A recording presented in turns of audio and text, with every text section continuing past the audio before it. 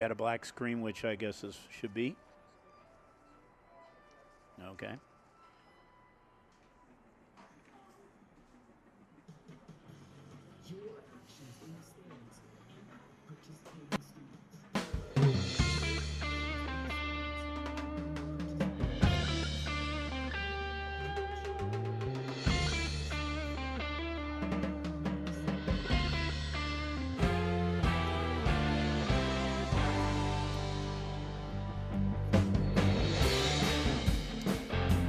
It is week number 11 ICRC football, and that means it's playoff time. Tonight we come to you from the Jake Sweeney Automotive Stadium, Pat Mancuso Field at Princeton High School, where the number 6 seed Vikings will be taking on the number 11 seed West Clermont Wolves. Hello, I am Bill Bretz. Glad you have joined us here tonight.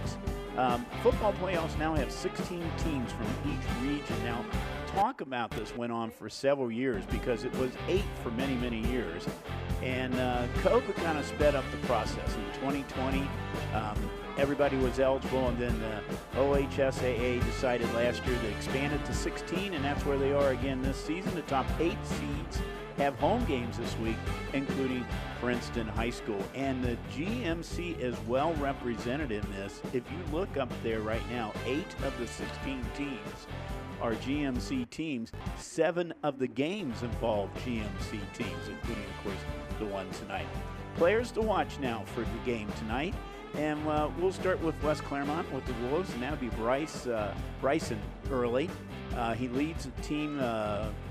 He is 50 for 11 for 695 yards, 12 touchdowns. So he's been intercepted 7 times. He is also the second leading rusher for the West Clermont, and he has 555 yards in rushing tonight. For the Princeton Vikings, well, their quarterback is also the one to watch, R.J. West. He's having a heck of a year, 101 out of 143. That's about a 70% completion rate, 1,487 yards. That's second in the GMC, 15 touchdowns. He has only been picked off twice, and he is a dual threat, 537 yards rushing, and he has 10 rushing touchdowns. As far as the keys to the game tonight, West Clermont, well, their keys is contained to big plays because 20 of Princeton's touchdowns this season have been 30 yards or longer, so they need to contain them. As far as the Vikings go, they need to control that running attack of West Clermont. They set a school record in points this season. Their top 3 rushers have a combined 1,600-plus yards and 20 touchdowns. Princeton is under second-year head coach Andre Parker. They're 8-2 on the season. West Clermont, first-year head coach Nate Mahon. They are 5-5. One will go home tonight. One will keep going on to the next round. West Clermont gets the ball first. We'll be back in just a moment for tonight's kickoff. Do you want to retire like a champ? Just like legendary basketball star Uncle Drew? Don't do him like that, Uncle Drew! You're already acing the game. You've got your dream ride. Don't be slamming my door. Sorry about that. You just did the same. Gotta get the boys. Your dream vacation and your dream team. And now you can make your retirement just as legendary. I get buckets. Get the tips you need to get on track at aceyourretirement.org. On air or online, this is media for your community. This is ICRC-TV.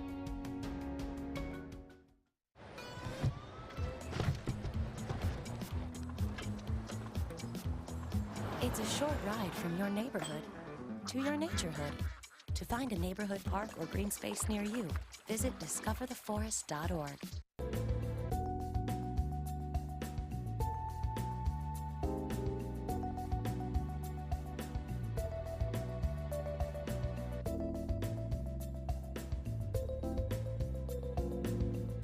Why do they officiate? For some, it's a way of staying involved in a sport they grew up with.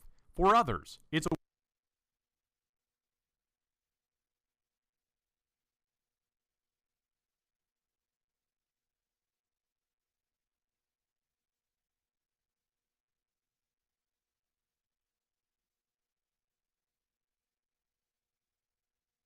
way to pay it forward by helping kids who play today and tomorrow. It's also a great way to stay active, make extra money, and work with friends. And all of them will say it boils down to one thing: the love of the game. Find your reasons and log on to OHSAA.org to find out how to become an official. You'll be glad you did. This is the Ohio High School Athletic Association. Educate through sports.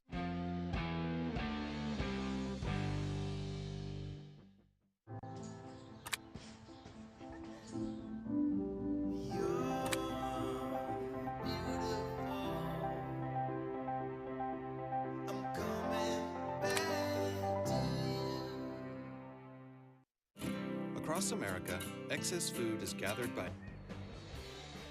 And we're back here at Princeton High School for tonight's Division I Region 4 playoff game between Princeton Vikings and the West Clermont Wolves.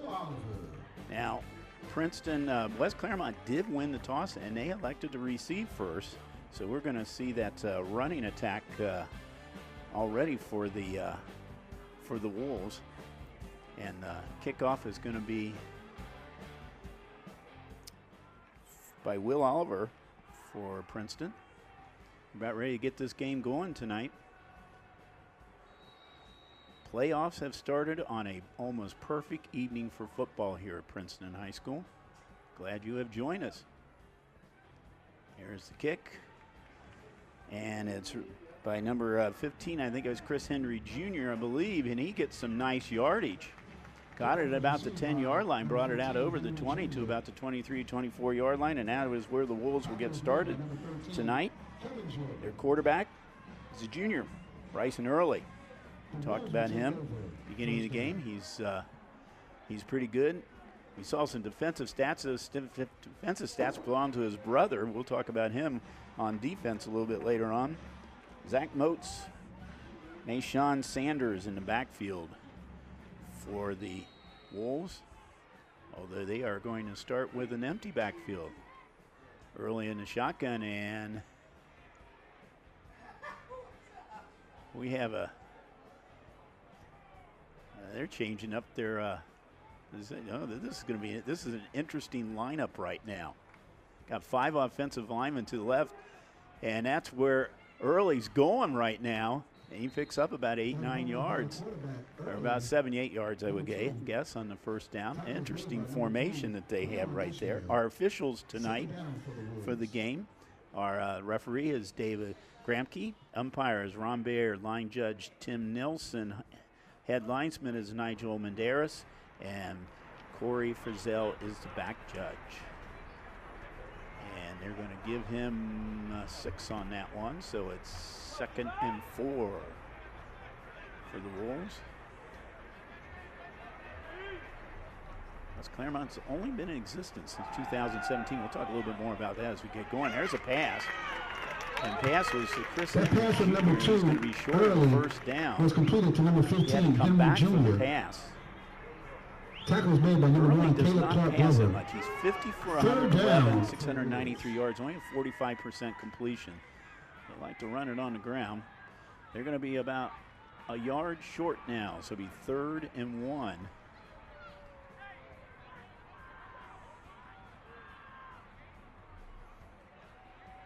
Getting the play being called in from the sideline. And another interesting formation here. Double tight ends on his left. That's where he's going to take it, and Early is going to be stuffed by the Princeton defense. And he did not make it, so it is 4th down.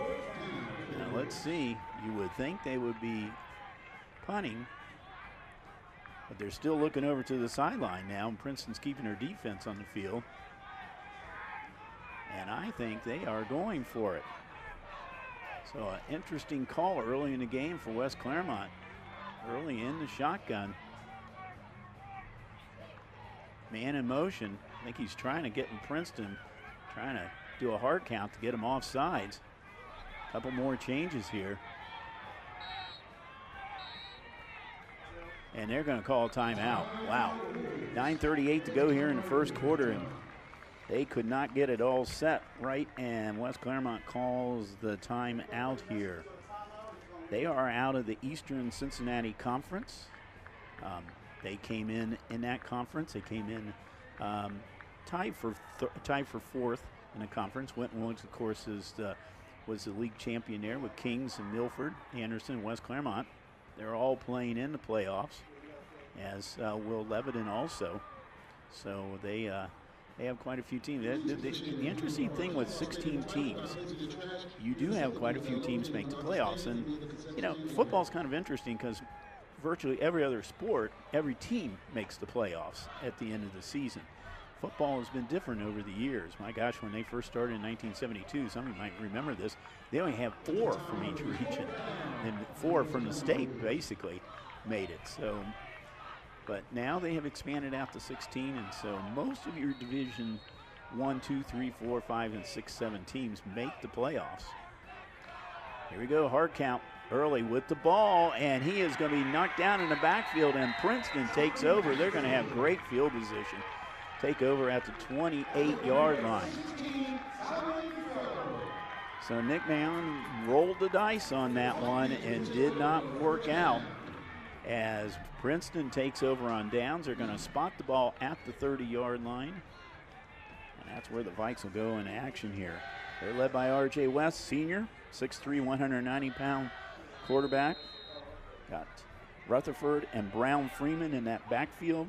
Woods, Williams, and Houston are his receivers, and he has a whole core of receivers that he'll be using through the night. And let's see if RJ, on a first down with only 30 yards to go, will go for the end zone. He's changing up the play right now. He's got 5 receivers, and he is going for it, but he is knocked down and is sacked. Number 85 for West Clermont. Brandon Holder, senior. He was going for it, but now they have backed up about 10 yards, so it's 2nd and 20. Gets a rush this time. This time he does find a receiver, and he's hit immediately. Jordan Houston was the was a receiver. Gets some of that yard back, about 10 yards back, so he's back to about the original line of scrimmage, so it's now 3rd and 10 for Princeton. And interesting here is you looked at both of these teams. I thought was interesting stat is neither one of them has made a field goal this year. Princeton has tried one. Will Oliver has tried one field goal, but in all touchdowns. 3rd and long, trying to do the hard count. He's back to pass. Riley, he's got a man open, and he's got him at the 20-yard line. That was completed to Riley Woods. Woods' his favorite receiver. It's 28 catches now on the season, and that moves to sticks now. Yes. I think you're going to find out from our press box tonight when they get a first down. A very vocal PA announcer here. Very entertaining. New set of downs. This time is to Rutherford. He's got inside the 15 down to about the 13-yard line. So DeAndre Rutherford, senior.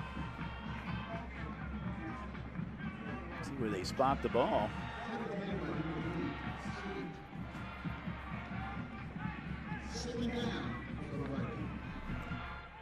2nd and 2, picked up 8 yards on that one. The ball spotted at the 12-yard line.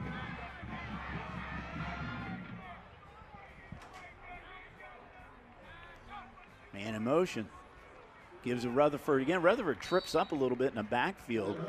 He gets over the 10. Depending where the spot's going to be, he might have a first down. Let's see. Or it might be very, very close. Looked like he got tripped up a little bit there. They're going to call it a first down right at that 10-yard line. So, 1st and goal for Princeton. Vikings trying to score first in this game. Rutherford Gets around the left side, and he keeps going forward down to about the 5-yard line. Another 5-yard pickup for Rutherford. Princeton has a very balanced scoring attack right now. They were first in offense in the GMC, second in rushing, second in passing, second in points, second in overall average.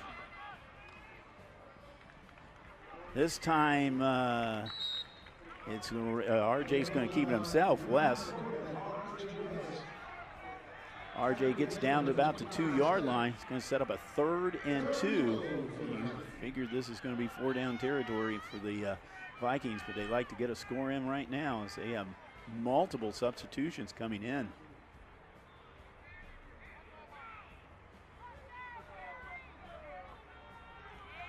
One wide receiver. Everybody's tight end. High snap. And it was a Wildcat. And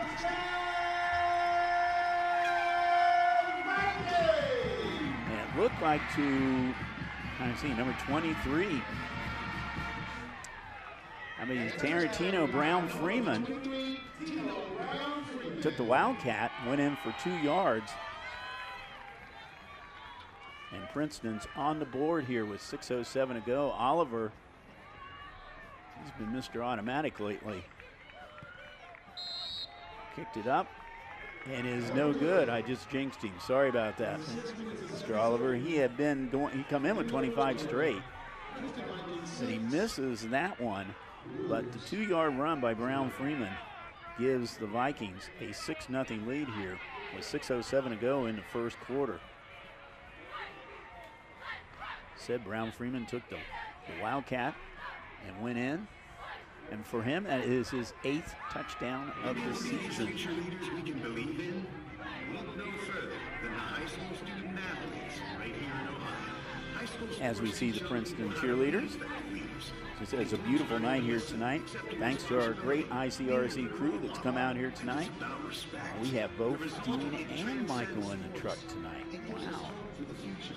Takes 2 of you to watch me, I guess. So keep an eye on me. So anyway, guys, appreciate all the setup you did ahead of time here. Appreciate all the Joe Roberts and his entire crew here with the athletic department here at Princeton. We thank them very much. Great accommodations up here at Princeton's press box. So we appreciate it, and we're glad you have joined us here on tonight. So here we go. Princeton's going to be kicking off again. West Clermont's going to get the ball for the 2nd time.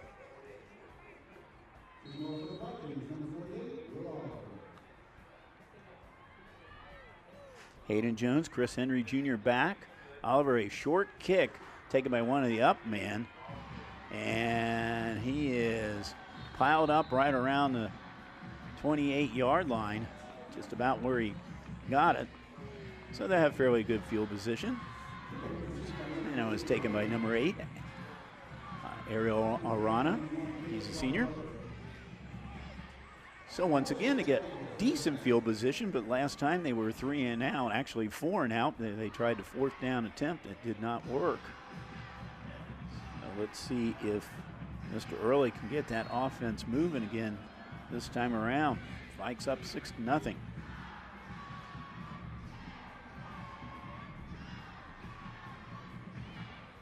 They've had some interesting offensive formations here. They got another one here. This is what they did the last time.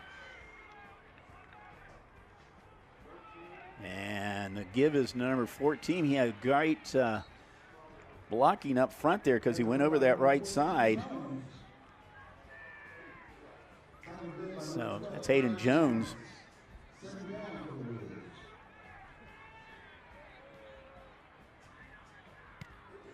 Sanders had 645 yards rushing early, 555. Moats have 427. Jones had 111 yards. This is during the regular season. Jones picks up about 5 on that one, so it's going to set up a 2nd and 5.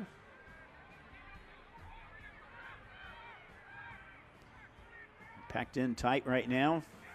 Give to the run, but this time Princeton snuffs it out.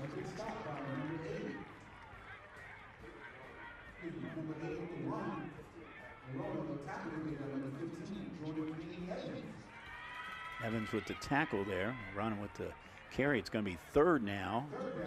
They actually lost a yard on that one, so it's 3rd and 6. Looking over to the sideline, they've already used one timeout. Used that very early on the first series.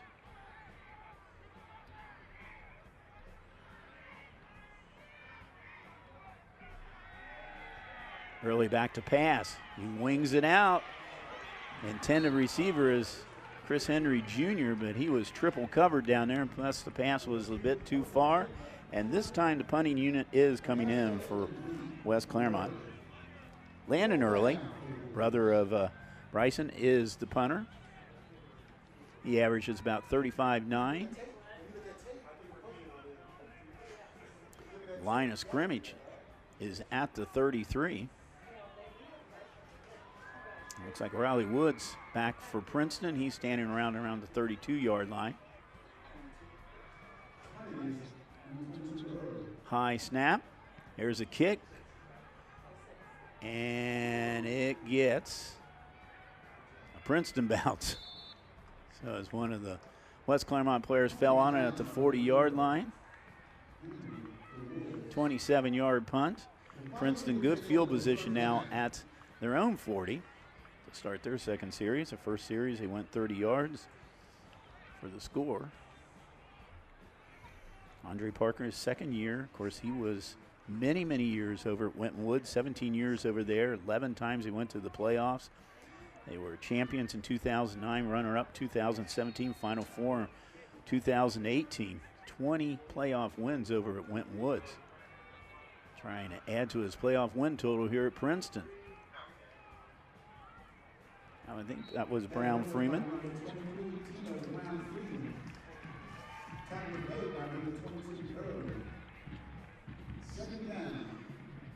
Brown Freeman picks up about 2 now on that play. 2nd and 8 now. 4 receivers now, 2 on each side for R.J. West. Low snap. Quick over the middle. He's got a man. Oh, he had a man open down there. Looks like Dorian Williams was open. And the old classic, he looked in one way. Actually, it was Riley Woods. He looked kind of upfield there before he got the ball and dropped it. So it's a very makeable catch. 3rd and 8.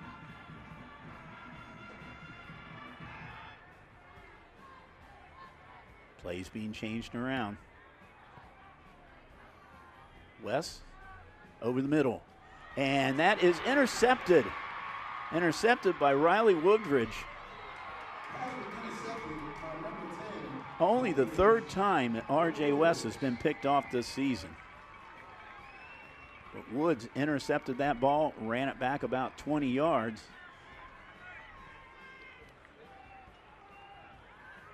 I don't know if we'll get to see that again. Well, we see the end of the play here. Woodridge, he was actually brought down by the quarterback. R.J. West brought him down. So now West Clermont with good field position at the 34-yard line of Princeton.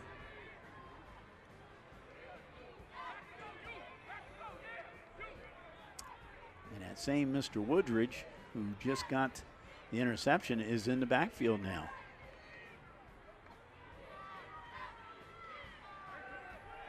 Passes Chris Henry Jr., and he drops the ball. That's 2 drop passes here in the last 3 or 4 possessions, one by each team. Very easily caught ball. Chris Henry Jr. is the leading receiver for West Clermont. 26 catches coming into the game for 292 yards. He has 5 receiving touchdowns, 6 touchdowns total. 2nd and 10.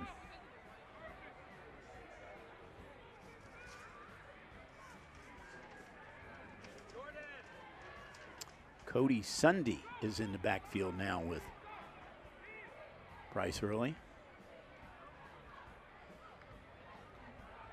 Early's going to take it himself and plows ahead for about 3 or 4 yards. Ball's going to be just shy of the 30-yard line.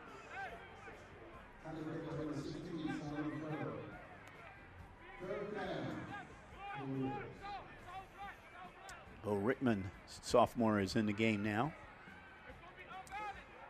So we have a backfield by committee here for the Wolves. Third play of this possession and the third different person in the backfield.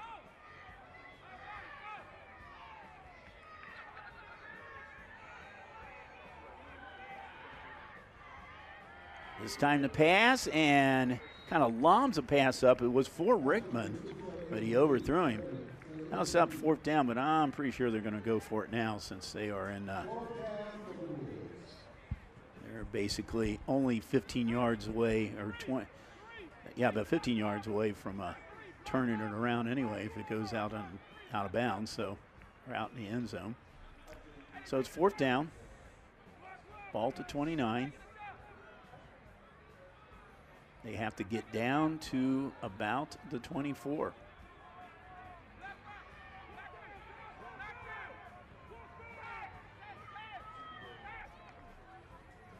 Early back to pass. He's got plenty of time. He airs it out. And a man running a slant right now. Didn't see who that was down. It was Chris Henry Jr. Ran a nice pattern there. It's just he was overthrown. And Princeton, for the second time in this quarter, has taken over on downs. This time, though, they're at their own 34-yard line. The Wolves have been playing football as West Clermont since 2017. Now, people remember a little bit, especially out in the Clermont County area, that it was Glen Estee, Amelia High Schools combined to have West Clermont. They've been in the ECC ever since. Actually, Glen Estee was still in the ECC. And run is. That was a new receiver we have here, Tyson Beach Jr. He took the ball for about 4 yards, 5 yards here. We'll call it 2nd and 5. Ball at the 39-yard line.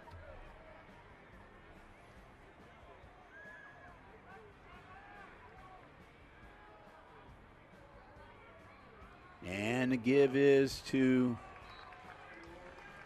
Beach again. Beach found a little bit of running room over the left side, but it closed up very quickly, so he's going to be as short of a first down. It's going to be 3rd, and we're going to call it about 2.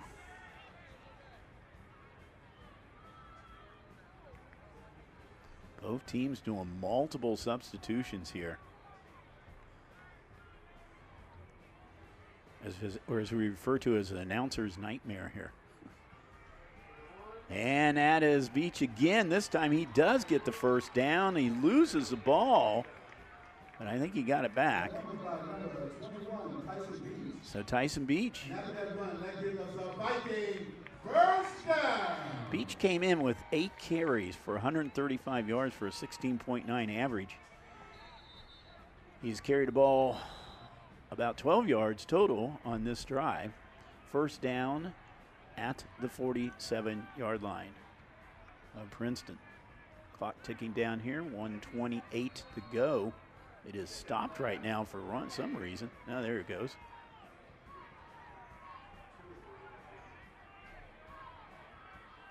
Man in motion, and the give is to, there's a fumble on it, and there's a scramble here, a scrum down here. I think Princeton's got it back.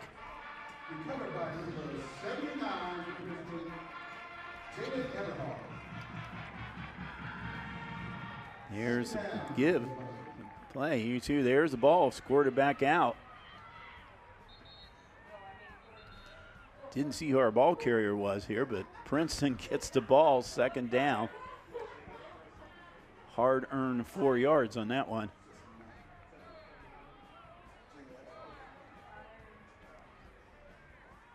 Jaden Eberhardt, the offensive lineman, did recover it. Just inside of Wolves territory here at the 49-yard line.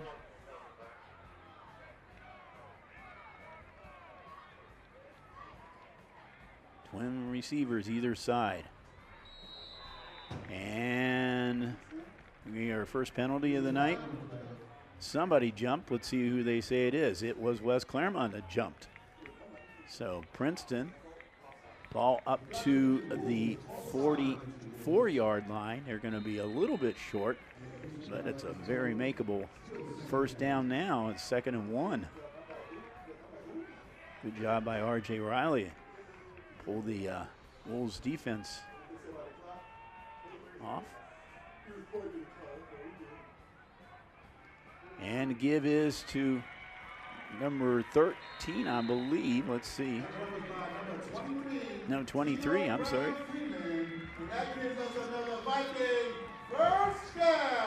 Tarantino Brown Freeman, who scored the touchdown, gets the first down and a little bit more there. The ball is at the 35-yard line.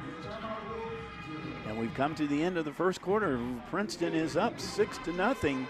We'll be back here in just a moment for quarter number 2.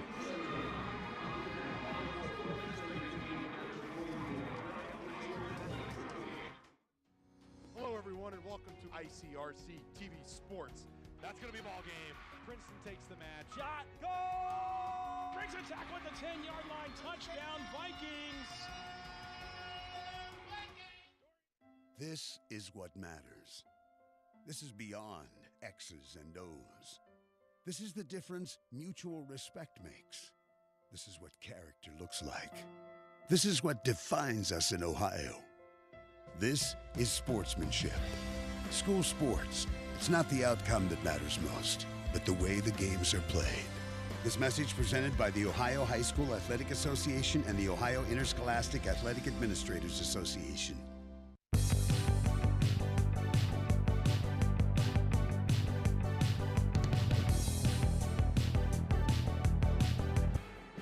And quarter number 2 started here, and Princeton ready to go here. And the give for a couple yards. Let's give it to Rutherford. So Princeton, 2nd and 8. I kind of looking back here, I'm thinking, West Clermont hasn't been around that many years as a football team, as a school, I should say, that probably Princeton has never played them before. Well, I'll tell you the rest of that story here after this play.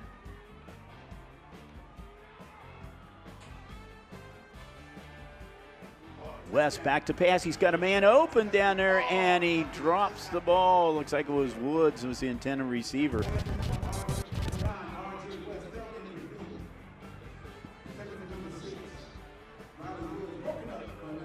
So I look back on it, and West Clermont began their football career as a school, and we see this play again here. It was a nicely thrown ball. He had a chance at it. It looked like it was broken up maybe right at the last second there. So they started playing in 2017. Guess who their first game they played against? Princeton. And they won. So this is the second time these two teams have met. First time in the playoffs. 3rd and 9. And Coach Parker's going to have to call a timeout here as they were running short of that. So Princeton calls their first timeout. So the Vikings the last 4 years have had winning records, but before that time they had struggled for a while. They had 7 seasons which they only had 1 winning record before that. They've been in the playoffs now 4 straight years. Last year they went all the way to the regional semis. They lost to Moeller, who went to the state championship.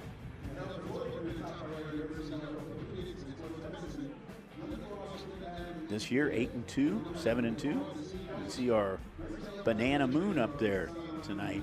It's just absolutely almost perfect evening for football.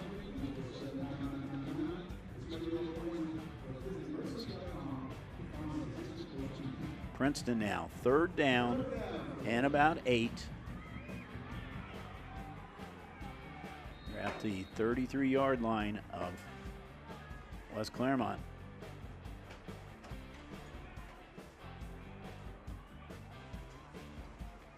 And Rutherford, play action, and give is to Woods, and he is going into the end zone for 33 yards. A nice play action here by West. West to Woods for 33 yards and a Viking score. He faked it to, I believe it was Rutherford, but so Riley Woods gets his 9th receiving touchdown of the season, his 13th overall. Oliver trying to put on point number 13. Kick is up, and this one is good.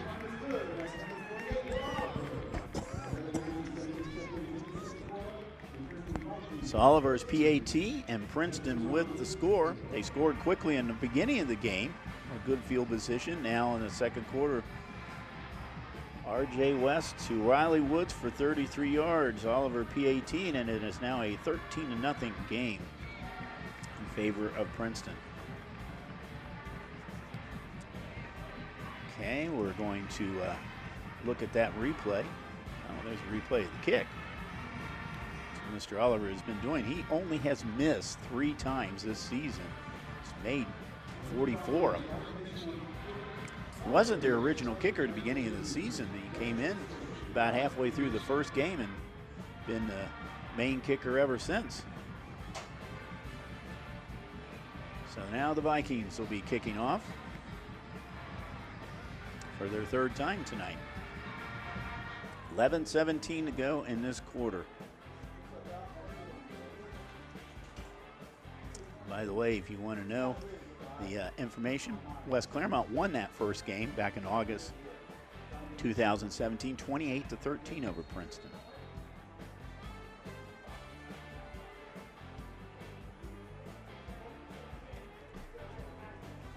Oliver with the kick. It's going to be a low line drive kick. Picked up by number 14. Oh, what a hit. Hello. Looked like you got a freight train in there. That was Hayden Jones. I believe Mr. Jones is going to feel that tomorrow morning.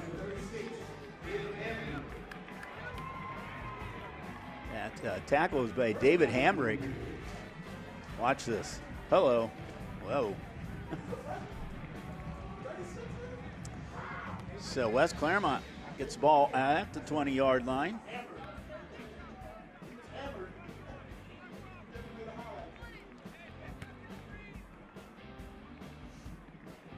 Pretty good crowd here tonight on this night. West Clermont brought some people over there from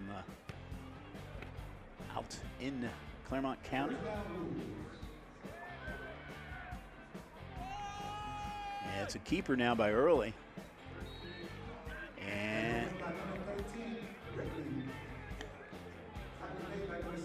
that's Bo Rickman. I'm sorry, Bo Rickman. Rickman picks up about 4 yards. 2nd and 6.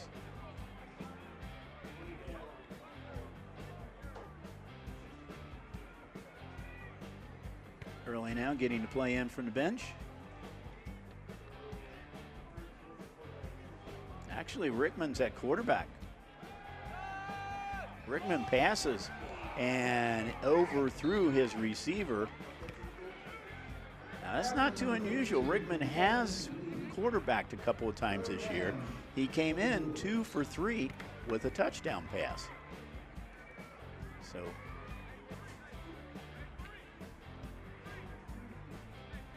Coach Mayon is mixing it up over there.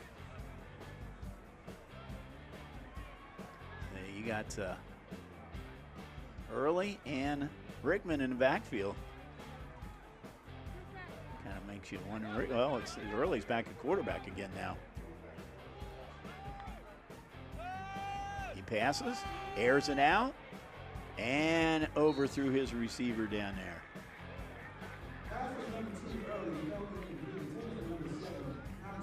Sean Pouncey was the junior receiver down there, and it's a 4th down, so the Wolves now are going to have to punt, and Princeton's going to get some pretty good field position on this possession. Riley Wood standing back about the 45-yard line. Landon Early is going to be the punter. He's standing right around his 6-yard line. Line of scrimmage is at the 24. Soccer style punt. Oh, he got it off the side of his foot. Bad punt. And on top of that, it got a bad roll. Out to the 38-yard line. It's probably about a less than 10-yard punt. Looked like it went off the side of his foot. He tried to do it kind of rugby style, but did not work. So Princeton gets very good field position now at the Wolves' 37-yard line, trying to add to that 13-point lead. Princeton, as we said, number 6 seed. They have been higher than that all season. They lost a tough game with Mason last week, 10-7. And this is Beach again, inside the 35, down to about the 32, 33 line, 33-yard line.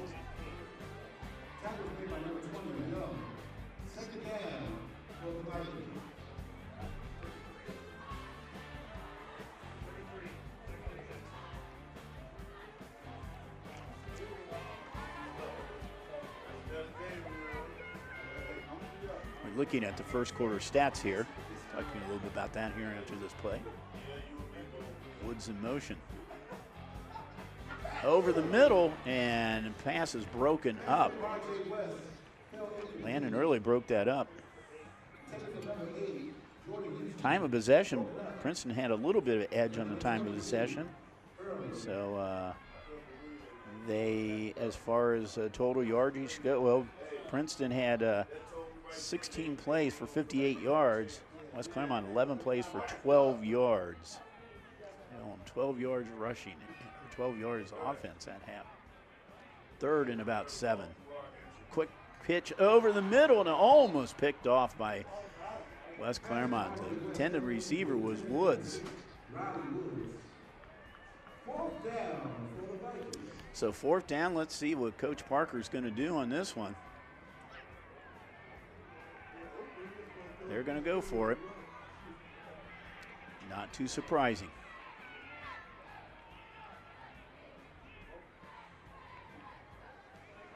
Changing the play up.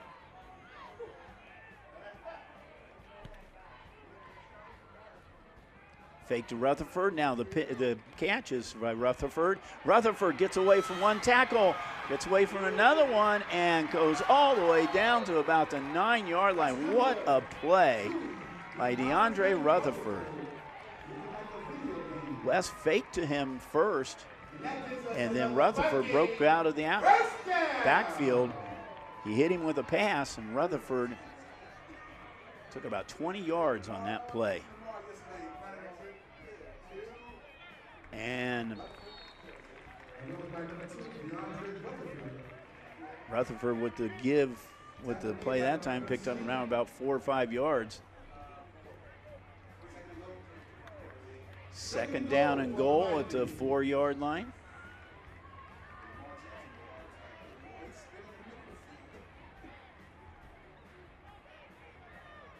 The give is to Rutherford, and Rutherford is taken down almost at the line of scrimmage. Number 85 as Brandon Holder. He's had a couple of big hits here for West Clermont. 3rd and goal.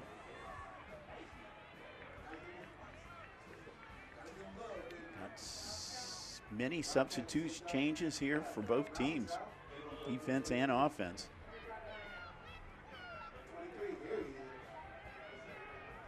Brown Freeman, you see him coming in. He's had one of the touchdowns tonight. He's in the backfield.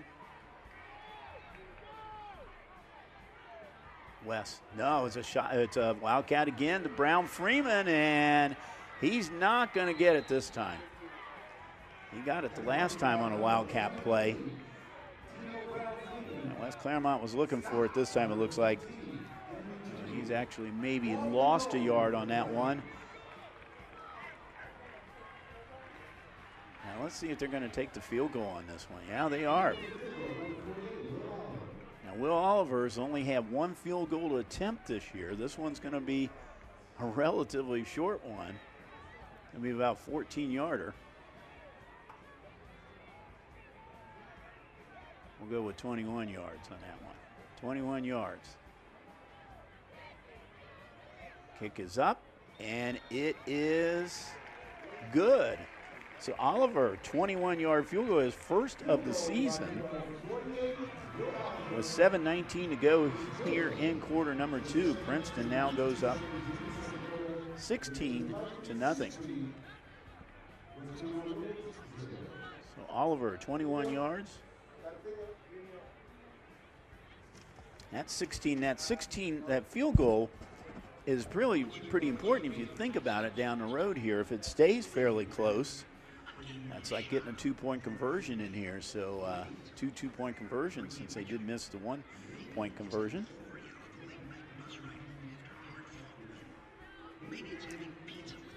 One of the things that Coach Mahon said today when we were communicating by email that they were very happy this season. They only had 5 wins this season, but one of those wins was against Anderson. They have not beat Anderson since 2015. They beat them 35-21 on week number 8. So that was a big win. They won last week against Levelland 49-13. We talked about Coach Parker and being at Winton Woods. Of course, his former team, the Winton Woods Warriors, are ranked number 1 in the state. They're defending state champions in football. So a little squib kick on the ground, and it's going out of bounds. So that will be a penalty. That will come out to the. They're going to kick it over again. No. That's an offsides. Okay, that's why nobody was really running around. I guess they figured it was an offsides, so no play on that one. So they'll do that again, set 5 yards further back.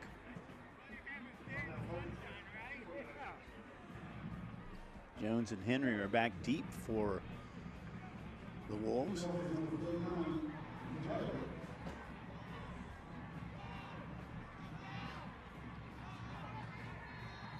The Warriors went undefeated this season. Of course, they are newly into that Eastern Cincinnati Conference. I think this is their 2nd year. They were independent for many, many years.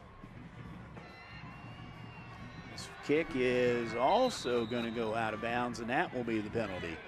So there you go.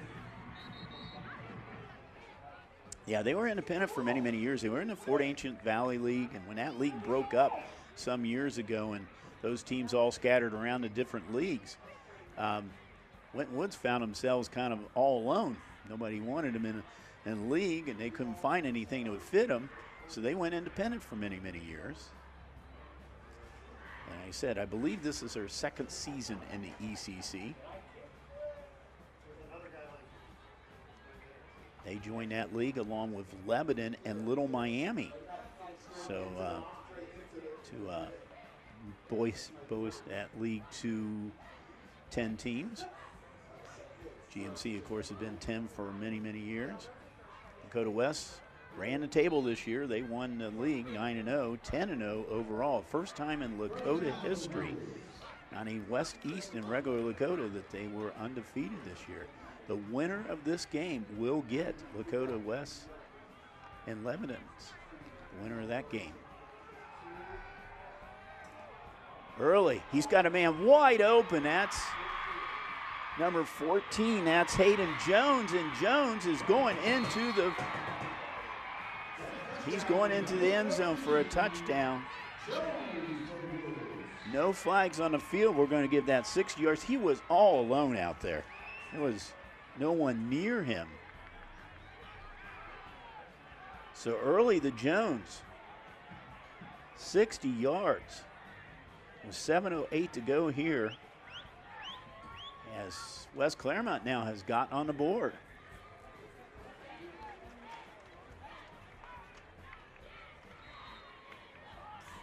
Isaac Cooper is their kicker, and he's a pretty good kicker too. He's 28 for 29 on the season. They also show another kicker, Chavez, number 7. He has kicked at times, so we'll see who it's going to be right now. It looks like it is going to be, well, they're going to go for a 2-point. Going for the 2-point conversion. Early. And tried to get a man over the top there, and it did not work. So their two-point conversion is no good. But Early the Jones, 60 yards, puts the Wolves on the board now. At 16-6 is our score. For Early, that is his 13th touchdown pass of the season.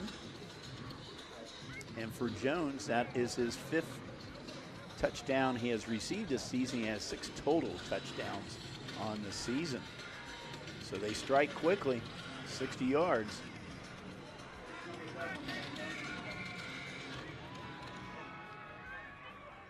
Coach Mahone said that this has been a good year for them. They put the most points ever in the school's history up this season.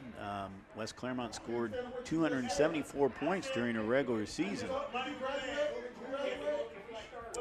Their 49 points last week was second highest of the season. They beat Turpin 50-20 earlier in the season.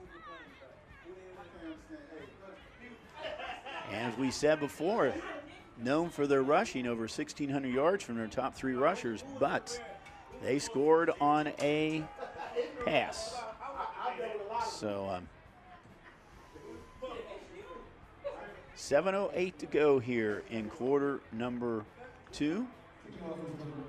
And for the first time tonight, the Wolves are going to kick it off.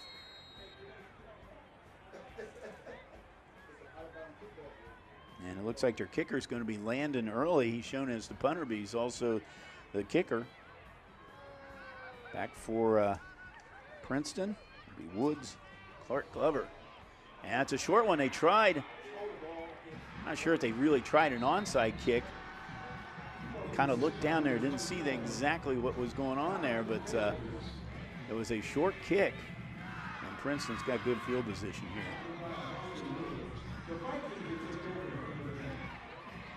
See where they're going to spot the ball. Looks like we spotted right at the 40-yard line. So Princeton gets to work here with 7:02 to go here in the first half. Vikings are up by 10.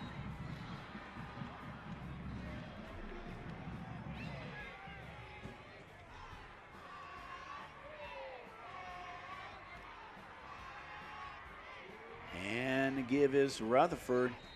Picks up about 4 yards on that play. 2nd and 6.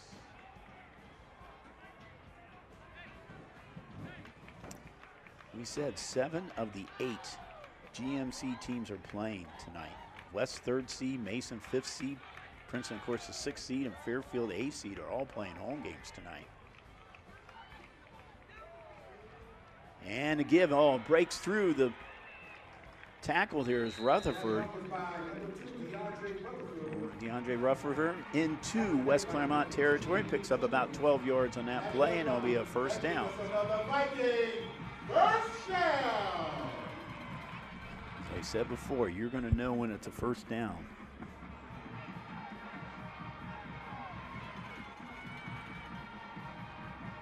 Rutherford again, and he is tripped up.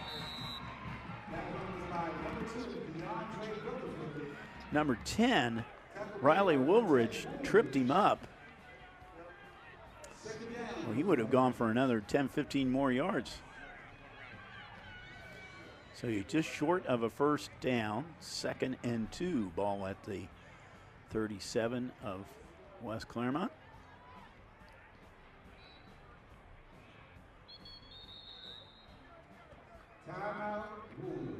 And West Clermont's going to call a timeout. Their second one they've called. Didn't like to see that formation the way it is right now. So looking down at Division I, this region right now, we're looking down at the teams here. Moeller is ranked number 1. They play number 16, Hamilton. Fairfield, number 8, plays number 9, St. Xavier. Springboro is number 4 seed. They play number 13, Oak Hills. Number 5, Mason plays number 12, Coleraine. Only 2 GMC teams are meeting each other in the first round. Elder, number 2, is playing Middletown, number 15. Milford, number 7, is against Western Hills, number 10. West, number 3, they play Lebanon, number 14. The winner of this game will play the winner of that game next week, and that will be at the higher seeds field. So Princeton is hoping for an upset tonight. If they do, they will play that game here next week. If not, if Princeton wins, they will have to go to the West next week. That's one of their 2 losses this season. Dakota West, they lost earlier in the season 31-7 to them. 2nd and short now. West in the shotgun. Man in motion. Play action. He's got a man over the middle and just out of the reach.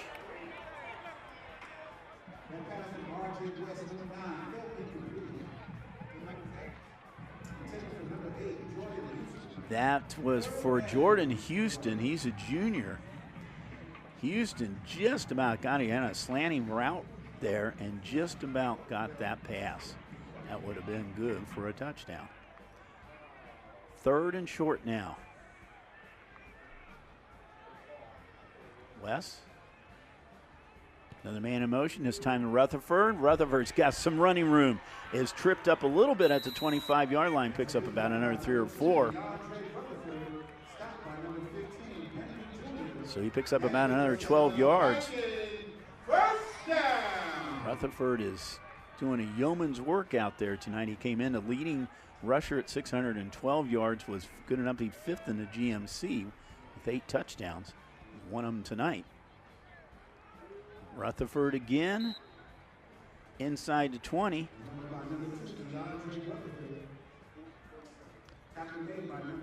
So the Vikings are in the red zone right now.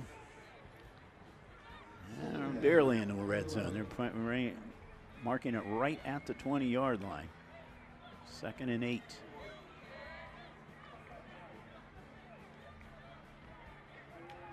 West back to pass. He's got a man open. And that is Woods. And he's into the end zone. Riley Woods from 20 yards out. The West Woods combination for the 2nd time in this quarter. This time for 20 yards. Woods did a great job. He was almost tackled. Watch this again. He's right there, and he almost got a tackle there and almost got one right there, and then found a way to get in the end zone. Oliver, high snap, kick is up, and it is blocked. Really not on Mr. Oliver's that time. It was a high snap. Holder couldn't get it down in time, and just enough time for West Clermont to come in and block it. So 2 PATs blocked here tonight, or 2 PATs missed here tonight by the Vikings, but they now hold a 22-6 lead. 4:40 to go here in the quarter. So West Woods, it's the 2nd time they have hooked up tonight. For West, 17th touchdown of the season. And for Woods, his 10th receiving of the season, is 12th overall. So Princeton, 22 points on the board here with 4:40 to go. You know, West Clermont, we said back at the beginning, West Clermont won the toss. And you know, it's normally a team will defer, but they did not. They ended up getting the ball first, and of course they went for that, I would say now maybe controversial 4th down decision there at their own 30-yard line and did not make it. But that does mean that the Vikings will get the ball first coming out in the 3rd quarter.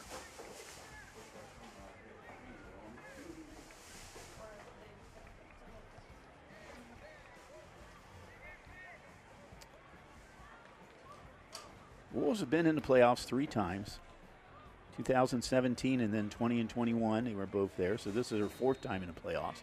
They have not won a playoff game. This one a high kick and taken by Chris Henry Jr., and he is taken down hard at about the 13-yard line. Boy, special teams for Princeton playing tough here tonight.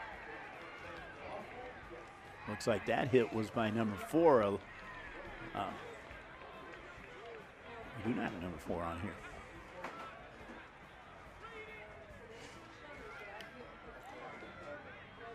So West Clermont has their worst field position to start right now, just inside the 15-yard line. 4:36 to go here in the quarter.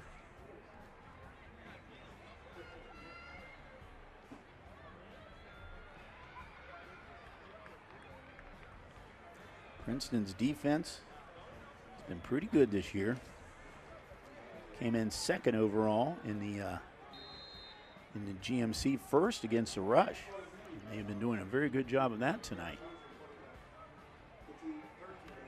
And that shows you right now.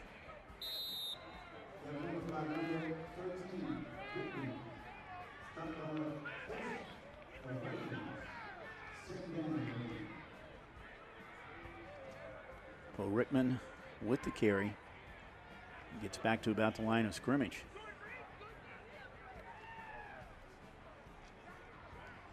And talk about that Vikings defense. Talk about a player here in a second here. Breon Ishmael.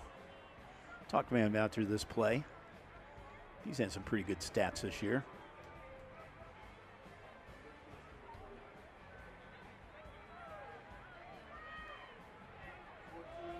And this is by Jones, and he is going to be tackled. He's not going to get back to the line of scrimmage. So Ishmael, we've got some stats on this guy coming up here. He's had a pretty good season this year. He leads the Vikings in tackles and tackles for losses. Ishmael also has 3 fumble recoveries, 3 sacks, and 2 interceptions. And one of those went for a touchdown against Anderson. So he is having quite a year as the linebacker.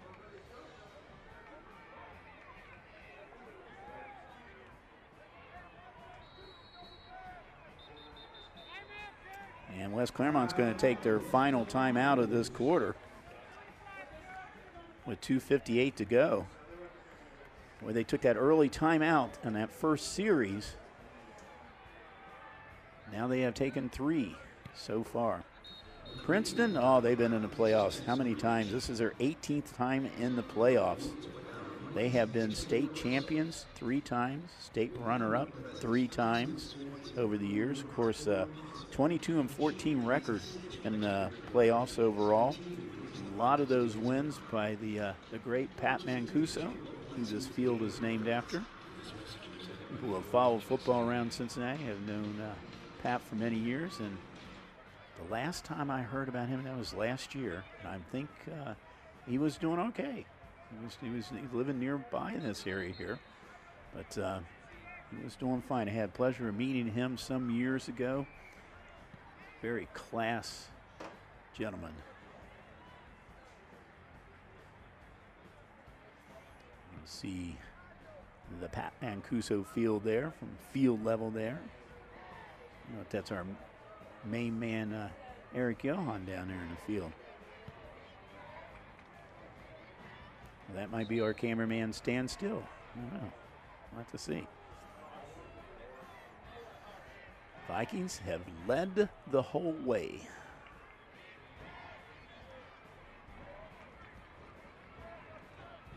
West and Woods have connected twice. Rutherford for 1 touchdown. Field goal by Oliver. The Wolves got their touchdown on a 60-yard pass early to Jones. 3rd and 10 now. Early back to pass, and he was rushed, and he was intercepted.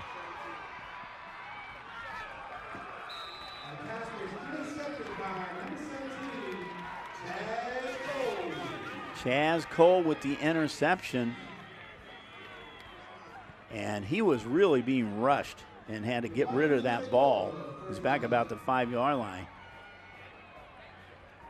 So that was a disaster ready to happen. You see Cole was all alone out there. Nice little run back inside the 10-yard line.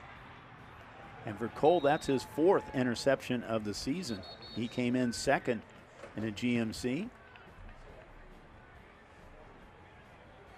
6 foot, 170-pound junior. Princeton now. First down at the 14-yard line. West Clermont. High snap. Pass and in and out of the hands of intended receiver was number 13, Kevin Jordan. Quick pass by R.J. West.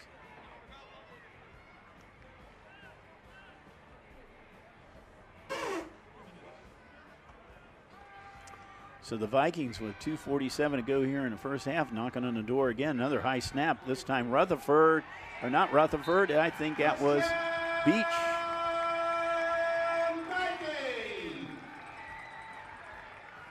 Or would you say Brown Freeman? Tarantino Brown Freeman with the 13-yard run. That touchdown run was by number 23, Tino Brown Freeman. Brown Freeman gets his 2nd touchdown of the night. 13 yards. Oliver now trying to put up point number 29. Kick is up, and it is good. So Oliver with the PAT makes it 29-6 in favor of the Vikings. They now have taken full command of this game. Tino Brown Freeman, his 2nd touchdown of the game and his 9th of the season.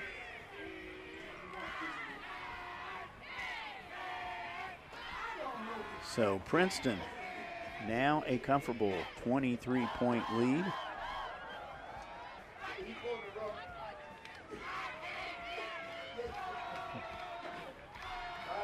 Princeton also has dominated this GMC league for many, many years. A lot of it under Coach Mancuso. They won, of the first 27 years of this league, Princeton won 25 league championships. Over the last few years, they have not won as many.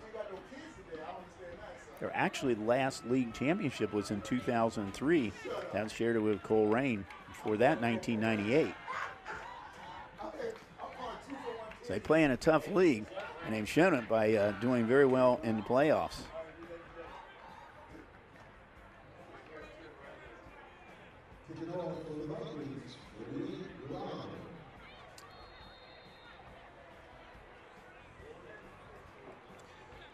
So Princeton, Oliver's going to kick off.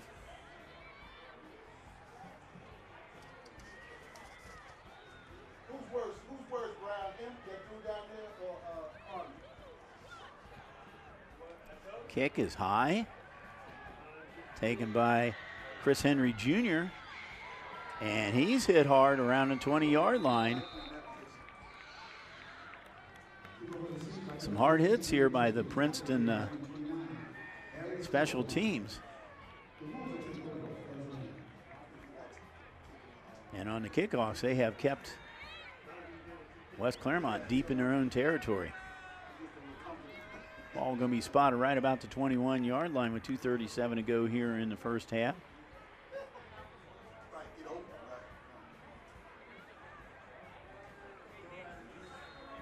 The longer this lead gets out, the more they're going to force early the pass. Not been his forte this year with that running game of his.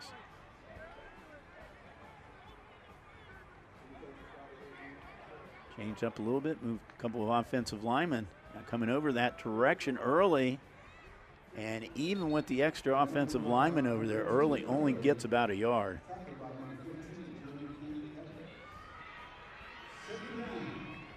Princeton defense, they are tough. Kane Evans, Tama, Howard, they're up front there. Lawrence, Ishmael, we talked about him. Nelson, Solomon Farrell, Clark Cover, Rosewood, Zion Mason, and Chaz Cole, who has had an interception tonight. That's that defense.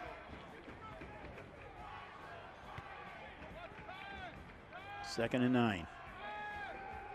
Play action. Henry was hit just as the ball got there, and that ball squirted out.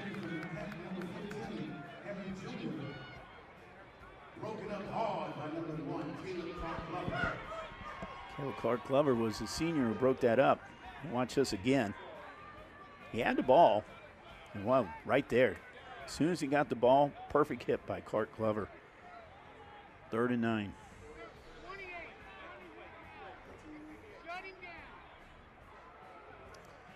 And this time, 13, Bo Rickman. He was quarterbacking that time. Took the ball about 3 yards. Princeton's defense did not look like it was ready on that play, but they responded quickly and only held Rickman to about 3 yards, and it's going to be 4th down.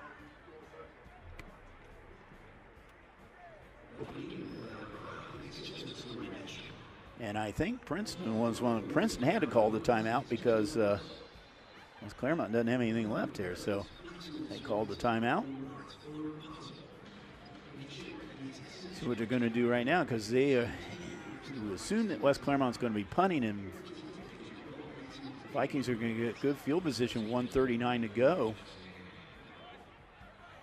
The question is, do you want to go ahead and go hard on this series right now, because knowing that they're going to get the ball coming out, they better get up, line up quickly. West Clermont got out on the field quickly. They are going to punt. Landon early back, about his 10-yard line.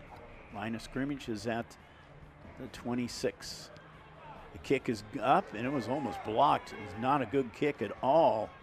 And out to about the 45-yard line. About a 16-yard punt, so Early has not had success in punting, but once again,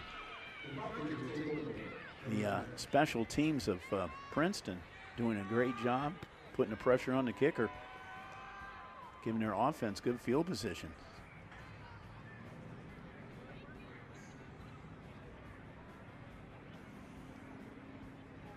So Princeton trips to the right. One in the backfield with West.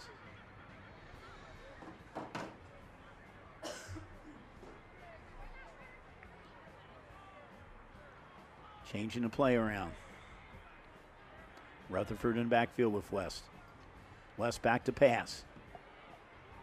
He's going to run it himself. 40, 35, 30, 25, and down to about the 26-yard line.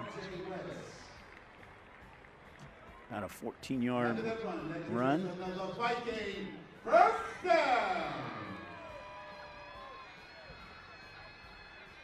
Out to 26. Riley back, or West back to pass. We got a flag coming in, so it's a free play right now. It's going to be a hold, looks like, on the Vikings. So it'll come back 10 yards from the spot. It's been a very penalty-free game so far tonight.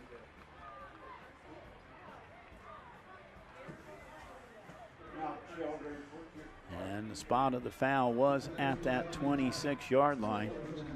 So it'll go back 10 yards.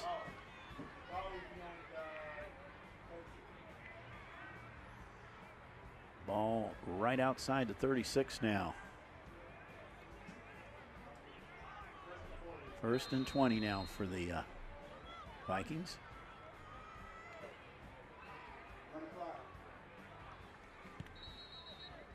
Wes, hang on a second here. I think we had a little problem here because the clock wasn't started.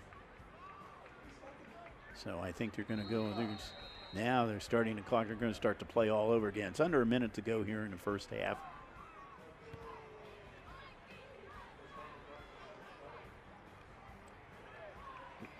R.J. West back to pass. Got a man over the middle there, but he overthrows his intended receiver, who was Elijah Floyd.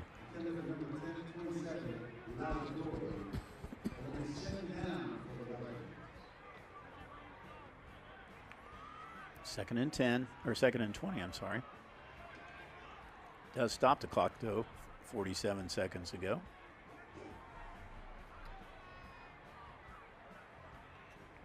West back to pass, got a man coming over the middle, and he's taken down. That was Woods.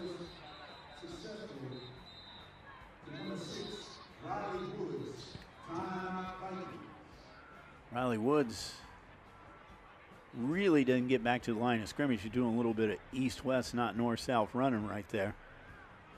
There's a slant over the middle. Got him okay, but West Clermont kept him going towards the sideline, and he didn't gain much on that. So it's going to be 3rd and 15. As the Vikings have called a timeout here to talk this over with 34 seconds to go.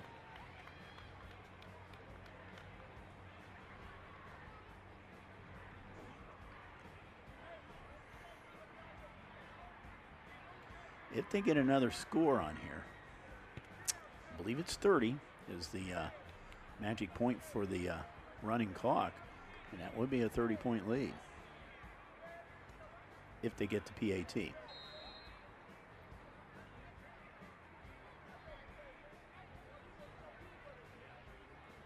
Wes, pass. Intended receiver was number 5, Dorian Williams. Missed him. It's now going to be 4th down. I'm going to go for it.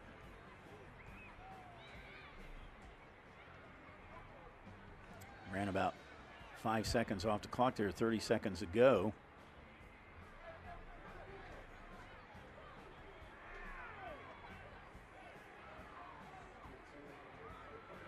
He's got trips out to his right. Rutherford in the backfield. Changing it up a little bit. And I don't know what happened here. The play clock was really running out. That's one thing. So, yeah. Okay, well, you have a false start. I think what happened is he was kind of rushing things up there because that play clock was really going down and had a man in motion. So they lost 5 on that one. Ball back at the 35-yard line.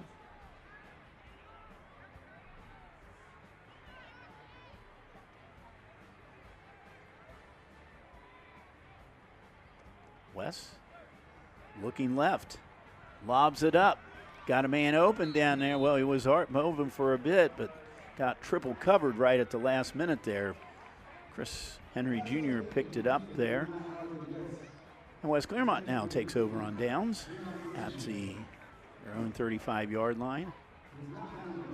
Let's see if the Wolves will just take a knee and let this run out. Let's go into halftime. It was not a bad play there. He was open there for a second here, but came in a nice break up there. Evan Seabold was in on that play also.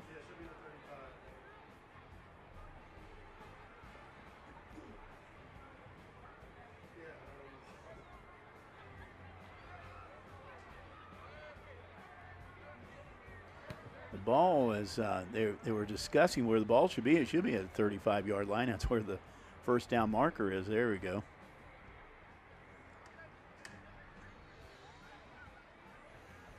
All right, West Clermont looks like they're going to be in. They're just going to take the knee, and we're going to go to the halftime here. The Vikings are up 29-6 here in the first half. We will be back for second half action. We'll also have some stats for you, so don't go away here. Playoff action here at Princeton High School. The Vikings in the driver's seat right now. We'll be back. Across America, excess food is gathered by a network of good people at local food banks, helping solve child hunger. They've earned their wings, and you can too. Support Feeding America and your local food bank at feedingamerica.org.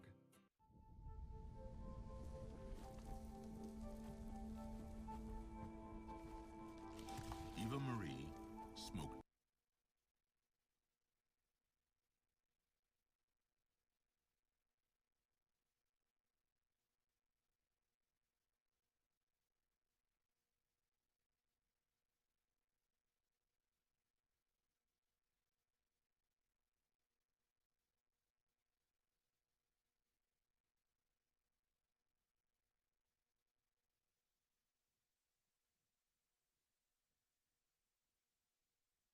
12,000 packs of cigarettes over 15 years.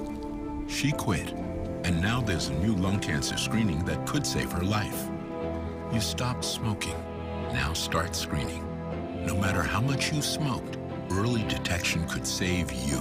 Talk to your doctor or learn more at savedbythescan.org. Opioid dependence can happen after just 5 days. Know the truth, spread the truth.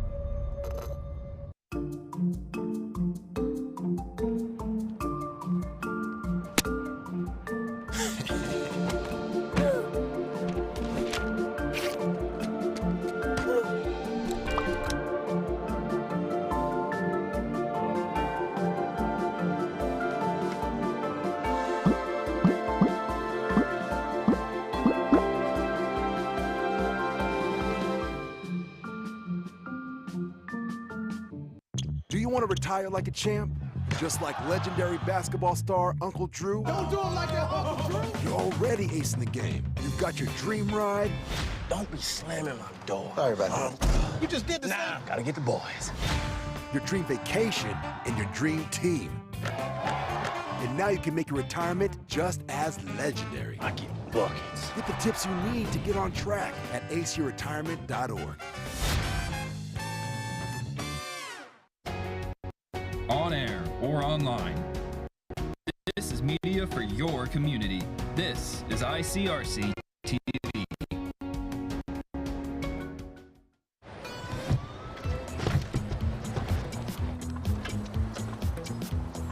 It's a short ride from your neighborhood to your naturehood.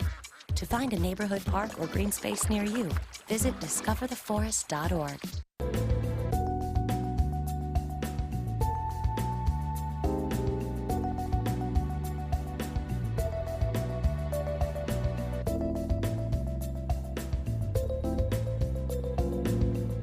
Why do they officiate? For some, it's a way of staying involved in a sport they grew up with. For others, it's a way to pay it forward by helping kids who play today and tomorrow. It's also a great way to stay active, make extra money, and work with friends. And all of them will say it boils down to one thing: the love of the game. Find your reasons and log on to OHSAA.org to find out how to become an official. You'll be glad you did. This is the Ohio High School Athletic Association. Educate through sports.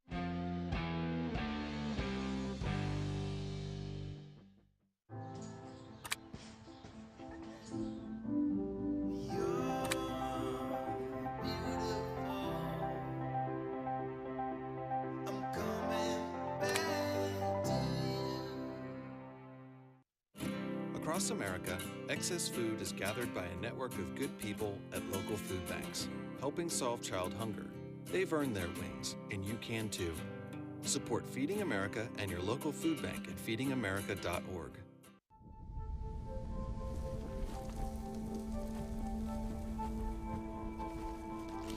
Eva Marie smoked 12,000 packs of cigarettes over 15 years. She quit, and now there's a new lung cancer screening that could save her life. You stopped smoking. Now start screening. No matter how much you smoked, early detection could save you. Talk to your doctor or learn more at savedbythescan.org. Opioid dependence can happen after just 5 days. Know the truth, spread the truth.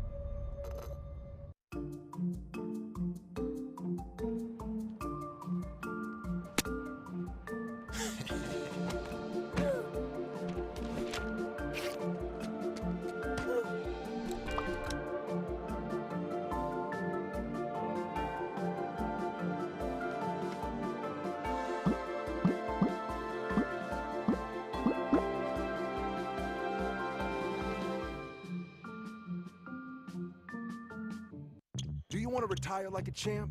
Just like legendary basketball star Uncle Drew? Don't do him like that, Uncle Drew. You're already acing the game. You've got your dream ride.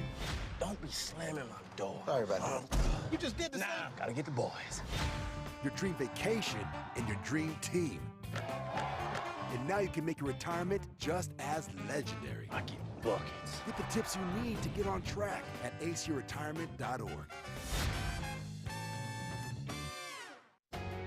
On air or online. This is media for your community. This is ICRC-TV.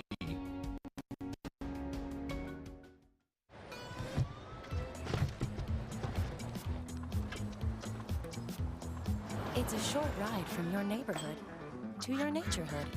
To find a neighborhood park or green space near you, visit discovertheforest.org.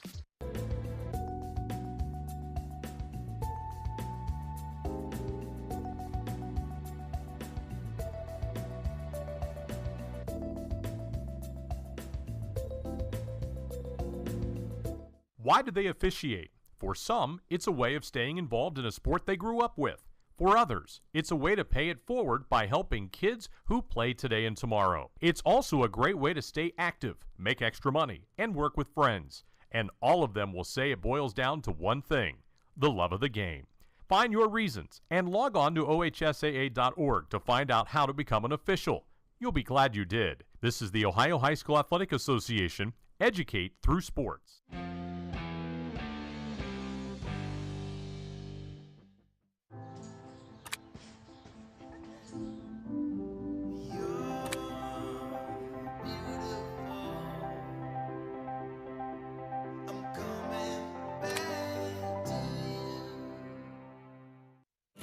Across America, excess food is gathered by a network of good people at local food banks, helping solve child hunger. They've earned their wings, and you can too.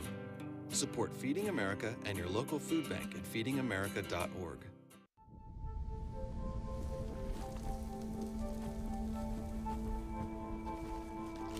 Eva Marie smoked 12,000 packs of cigarettes over 15 years. She quit, and now there's a new lung cancer screening that could save her life. You stopped smoking. Now start screening. No matter how much you smoked, early detection could save you. Talk to your doctor or learn more at savedbythescan.org. Opioid dependence can happen after just 5 days. Know the truth, spread the truth.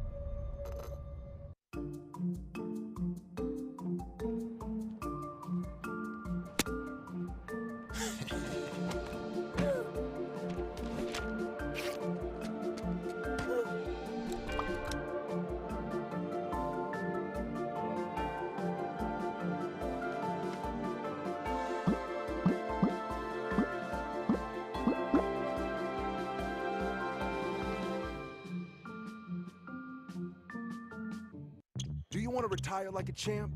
Just like legendary... Hello, everyone, and welcome to ICRC-TV Sports. That's going to be a ball game. Princeton takes the match. Shot, goal! Brings a tackle at the 10-yard line. Touchdown, Vikings! This is what matters. This is beyond X's and O's. This is the difference mutual respect makes. This is what character looks like. This is what defines us in Ohio. This is sportsmanship.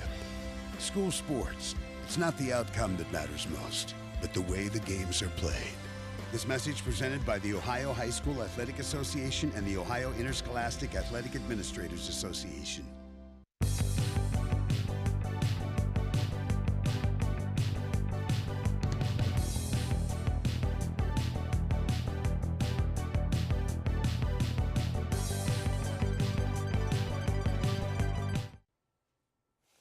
Play Eric Amarola's Race Day Mix.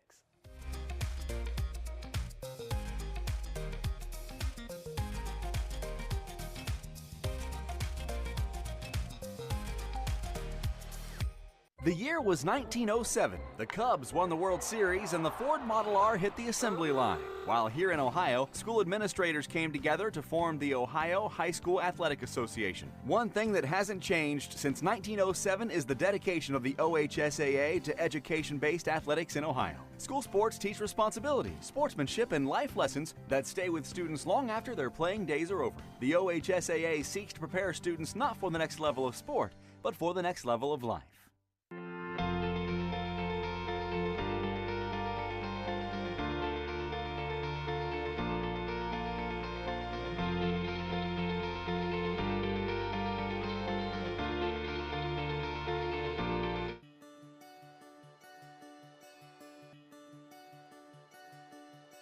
If I play sports for my school, I will have more confidence. I will get better grades. I will learn how to show good sportsmanship. I will be more physically fit. I will learn how to handle wins and losses in sports and in life. I will have more school spirit. I'll learn how to work together. I will learn to set goals and work to reach them. I'll make good decisions off the field. If I play sports for my school, If I play sports for my school, if I play sports for my school, I will learn how to be a leader.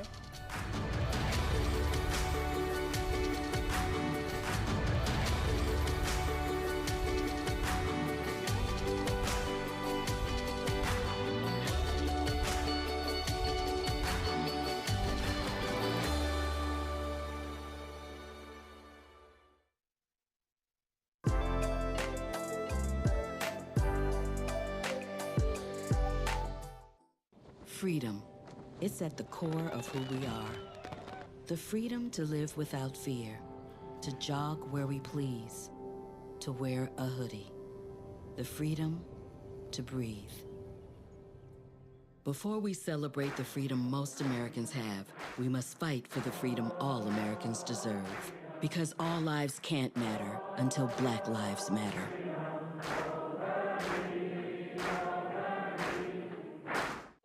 Your son wants to get a cat, but you're allergic. Do you A, prepare yourself,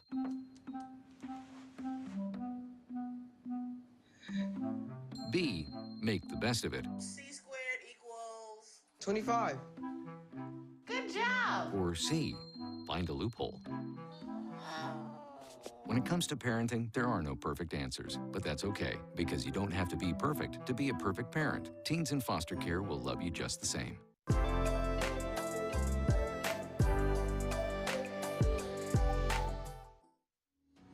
Hello, everyone, and welcome to ICRC-TV Sports. That's going to be a ball game. Princeton takes the match. Shot, goal! Brings a tackle at the 10-yard line. Touchdown, Vikings! This is what matters. This is beyond X's and O's. This is the difference mutual respect makes. This is what character looks like. This is what defines us in Ohio. This is sportsmanship. School sports, it's not the outcome that matters most, but the way the games are played.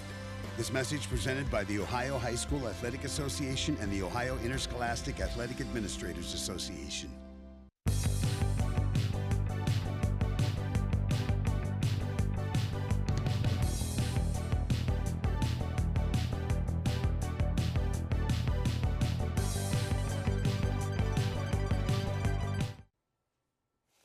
Play Eric Amarola's Race Day Mix.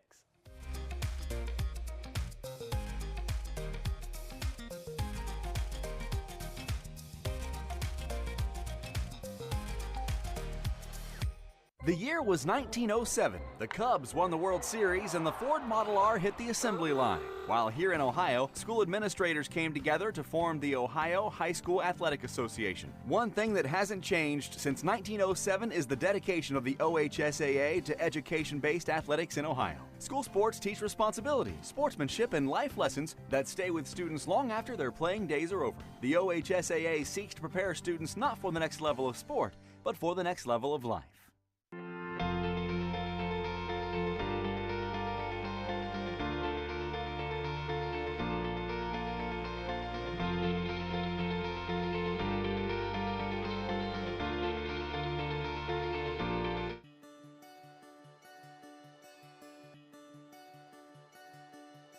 If I play sports for my school, I will have more confidence. I will get better grades. I will learn how to show good sportsmanship. I will be more physically fit. I will learn how to handle wins and losses in sports and in life. I will have more school spirit. I'll learn how to work together. I will learn to set goals and work to reach them. I'll make good decisions off the field. If I play sports for my school, If I play sports for my school, if I play sports for my school, I will learn how to be a leader.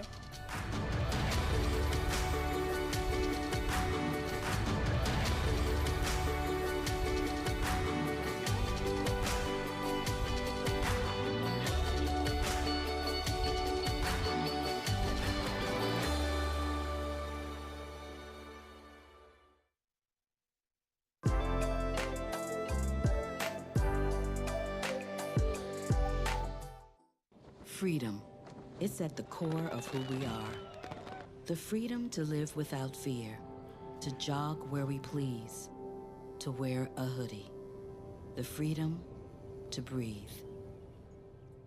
Before we celebrate the freedom most Americans have, we must fight for the freedom all Americans deserve. Because all lives can't matter until Black lives matter.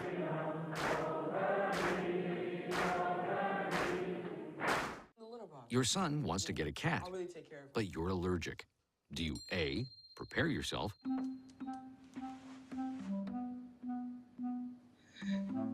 B, make the best of it, C squared equals 25. Good job. or C, find a loophole? When it comes to parenting, there are no perfect answers, but that's okay, because you don't have to be perfect to be a perfect parent. Teens in foster care will love you just the same.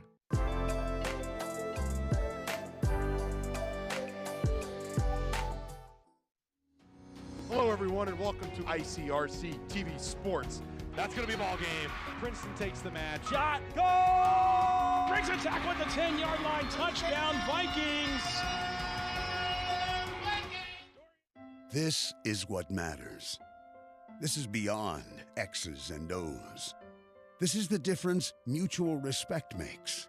This is what character looks like. This is what defines us in Ohio. This is sportsmanship.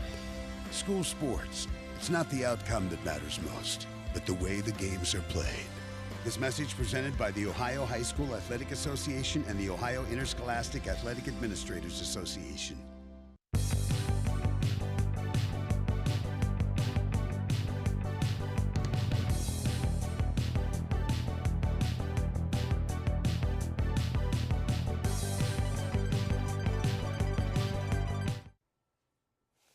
Play Eric Amarola's Race Day Mix.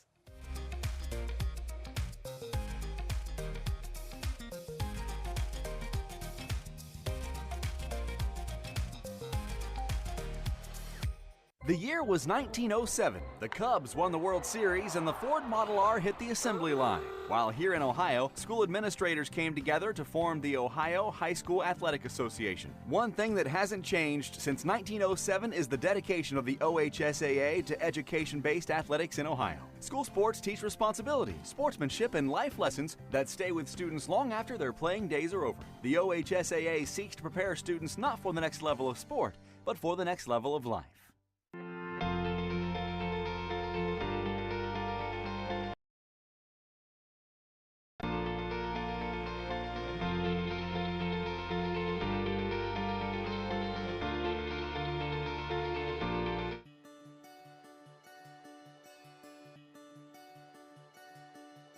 If I play sports for my school, I will have more confidence. I will get better grades. I will learn how to show good sportsmanship. I will be more physically fit. I will learn how to handle wins and losses in sports and in life. I will have more school spirit. I'll learn how to work together. I will learn to set goals and work to reach them. I'll make good decisions off the field. If I play sports for my school, if I play sports for my school, If I play sports for my school, I will learn how to be a leader.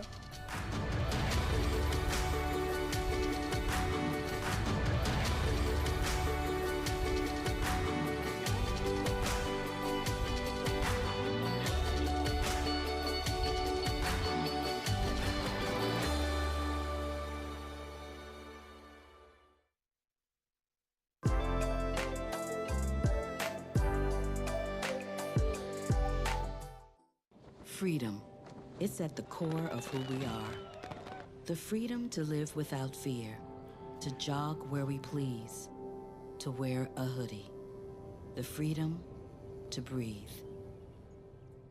Before we celebrate the freedom most Americans have, we must fight for the freedom all Americans deserve. Because all lives can't matter until Black lives matter.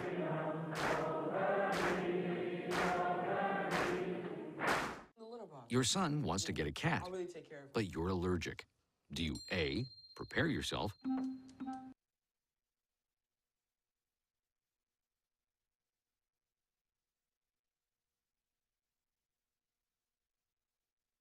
You see, the Vikings are up 29 do 6 over the West Clermont Wolves here in the first round of the playoffs. Let's go over some of the stats right now for Princeton. We're going to see some of the highlights as we go through these stats right now. One thing about Princeton, we said they have good defense right now. They have held West Clermont to 12 rushes for 18 yards, a total of 81 yards on offense, and 60 of those yards, remember, came in one play. I think we're going to see that play right there. That's 60 of their 81 yards came in one play. So they have really held West Clermont down. West Clermont has 3 punts for a total of 20 yards, and that has made a difference too, giving Princeton good field position right now. Princeton has 40 total plays for 225 yards. R.J. West off a little bit tonight. He's 6 for 16. He has 1 interception. A little bit below his average right now, but his the running game has done pretty well. T.O. Brown Freeman has 2 touchdowns for 2 yards and 14 yards. Riley Woods and R.J. West hooked up for 2 times, 33 and 20 yards for touchdown passes. Will Oliver, a 21-yard field goal. He has had a couple of kicks. He had 1 kick blocked and 1 kick failed tonight, so and that's why we have that odd score of 29. So as far as defense goes right now, Riley Woolridge, he does have that 1 pick for West Clermont, 18 yards, and Chaz Coleman picked off 1 for Princeton for 17 yards. Brandon Holder has 1 sack. That 1 sack came early in the game, and it was against R.J. West. That was the only time they really got to R.J. all night, and that was very on. I think it was in the first series they have right there. So as you see, 29-6 is our halftime score. As far as the other scores right now, and these games are all at halftime right now. Moeller is leading Hamilton 27-0. Elder over Middletown 28-7. Springboro 35, Oak Hill 7. We do not have a Coleraine Mason score yet. That might be coming up here soon. We don't have that yet. Lakota West, that's going to be who the winner of this game will play next week. They're leading 11 and 29-0 at halftime. And the closest game right now, St. Xavier 17-14 over Fairfield. As far as the other ICRC schools, Mount Healthy, well, they have to go up against a juggernaut of Western Brown out there at Western Brown. They are behind 19-6 at halftime in Division 3. In Division 4, a good one down at Reading. Reading and Kettering Alder tied up at 7 all. And in Division 7, Springfield Catholic Central has a 20-0 lead over St. Bernard at halftime. So that's where we stand as our scores now. It's interesting because in the other years of the playoffs, you would have 2, 3, 4 divisions playing one night, 3, 4 divisions playing the other night, because I remember we used to do Friday, Saturday night games. The way the playoff is set up this year, at least for the first few rounds here, everybody's playing on the same night. So everybody who's playing in a playoff game in the state of Ohio is playing tonight. So there's a lot of games going on throughout the state. So we'll try, if we get some time, we'll try to catch up with those a little bit later on. We will have the playback times for you, too, for this game at the end of the third quarter. So as we said, Princeton will get the ball to start this third quarter. Now, if they do get a 30-point lead, we will go to a running clock. And right now that lead is at 23, so they would have to get a touchdown and at least a PAT to get to that 30-point margin. West Clermont's hoping they don't get there. Princeton made it all the way to they won 2 games. They went 2 games last year into the playoffs. They lost to Moeller in the regional semis, and Moeller, of course, went on to the Final Four last year in the state. And there's a short little squib kick there. I don't know if he meant that to be an onside kick, but and we have a penalty flag going down. And I'm not sure what it is. It's thrown back right in the West Clermont area. See one of West Clermont players going down. And now the officials are talking it over, and we see what the penalty is. Personal foul against Princeton. That's probably why that player went down. Well, Princeton was going to get fairly good field position around the 43, 42-yard line. Now it's all the way back to about the 27, and that's where the Vikings will get started on this first series of the second half. Princeton trying to win their 9th game of the season. Only 2 losses was last week against Mason, 10-7, and they lost to Lakota West, which as of this time will be the team that they will meet next week. Rutherford might have lost a yard on that. So it's going to set up 2nd and 11.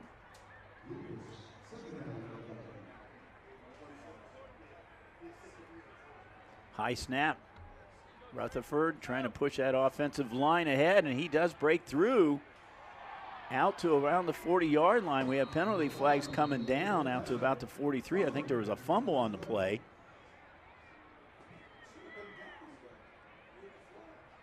So let's see how the officials sort this one out. I think Princeton had it. The flag was thrown way out towards the end of the play.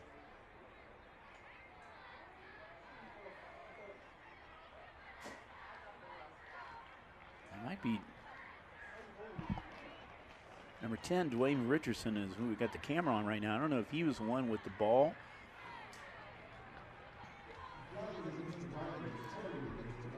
Well, the whole thing was a holding against the Vikings, so all moot point. We replay everything.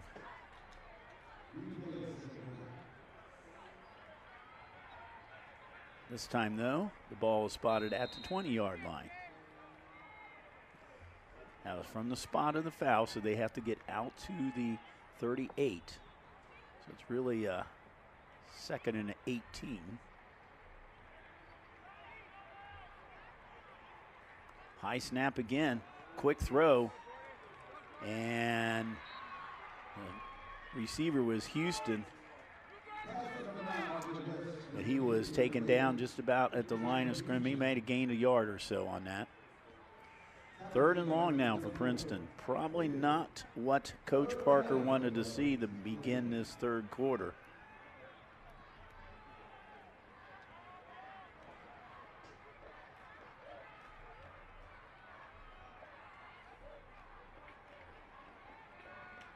West back to pass. He's looking. He's got some running room now. He's at the 25-30, out to about the 38-yard line. Now, depending where he ran out, he might have first down.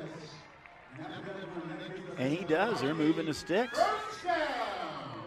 Great run by R.J. West. He knew exactly where to go to. He went right at the sticks, right out of bounds there, and they moved the sticks to a first down for the Vikings now at the 38-yard line.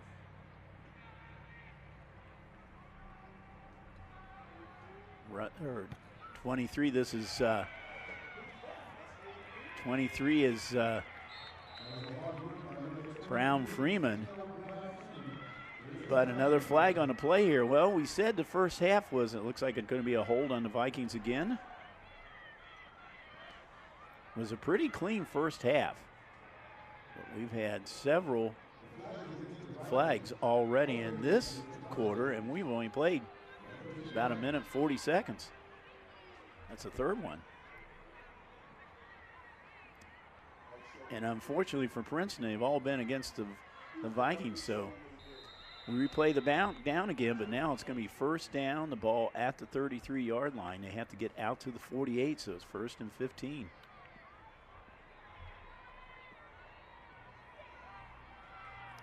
Trips to his right.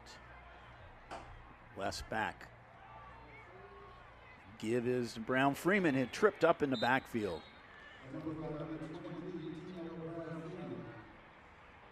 Nice tackle by number 20, and that would be Alex Young, senior. That's a tackle for loss. Coming into this game, Princeton had 82 tackles for losses on the season, and West Clermont had 59. There's a pass, and the catch is good. That was an interesting catch. Jordan Houston, he caught the ball and kind of lunged forward a little bit with the hand, but brought it back in again. Picked up about another 4 or 5 yards. They get some of that yardage back. Watch this pass. Kind of almost went down to the ground with it, but nice catch there by Houston. 3rd and short now. This time it is 21. I think that was Tyrone Beach. He is stopped just short of a first down, so it's 4th and 2. Now, Coach Parker, what do you do? Out towards the midfield, he's bringing a punt team on. This is the first time tonight that Princeton has punted. Now, they've had 2 punters, Houston and Wright. Reap is the punter. He's only had 1 punt. Or he had a few punts, but he's actually leads the league in punting average, 39.8. Nice rush and a nice punt. But it gets a West Clermont bounce right there. Looked like it bounced off, maybe off of one of the players there.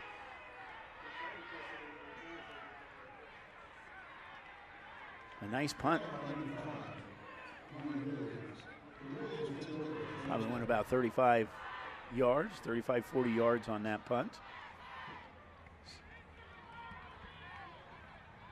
So West Clermont with the ball for the first time in this half with 8:05 to go in the 3rd quarter. Once again, we will be doing those playback times at the end of this quarter, so get those pencils and pens ready to go here. Winner will take on West Lebanon winner next week. If Dakota West wins, it'll be there. If Lebanon wins and Princeton wins, it'll be here. And there is a hard-fought couple of yards for West Clermont. Number 8, Ariel Orana. He's a senior.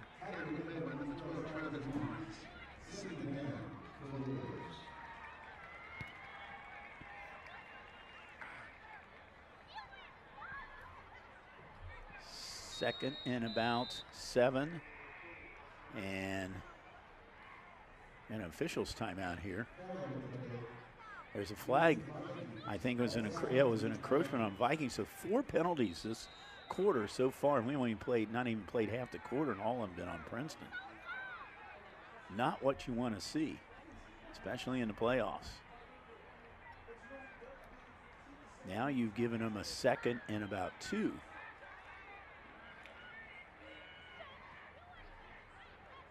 Early. And a give is, might have been Rickman, but it was he was stood up. Actually, number 10 was Woolridge, sorry, sophomore. He's just shy of the first down, so it's going to be 2nd. It's actually 3rd. Well, now they're going to say he made it. They just changed the first down. So he got just enough to get it. Ball out about the 35-yard line of West Clermont.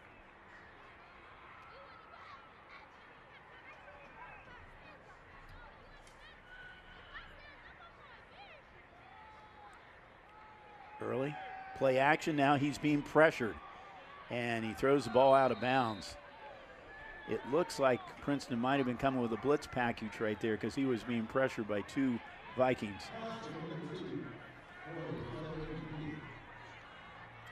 Second and 10.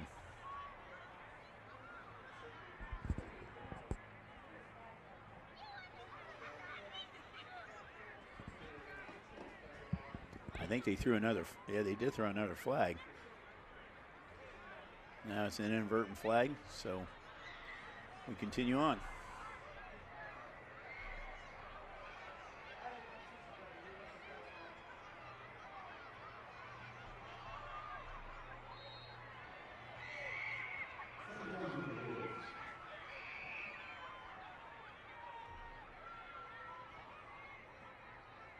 Second down, the clock's not running. I think it should be running. Nobody's noticing it. Another blitz coming right now.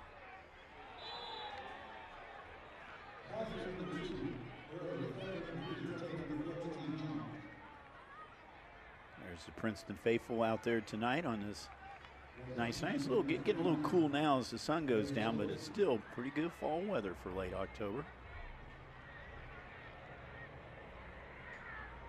Glad you join us here on ICRC-TV. I'd like to thank Michael and Dean for coming out here tonight, bringing the crew out here tonight. Great volunteers. Great job of setting up. So now the clock is stopped now. It should be because that was incomplete.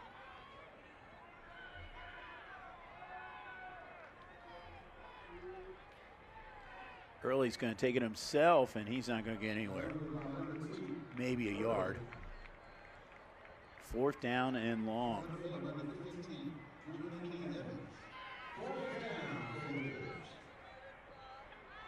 And the punt team's coming in.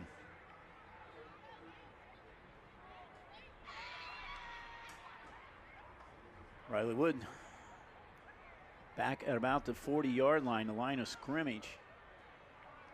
Has been a 38-yard line. It has been a kind of a disastrous evening for punting for the Wolves. As I said, 3 punts so far with a 20-yard average.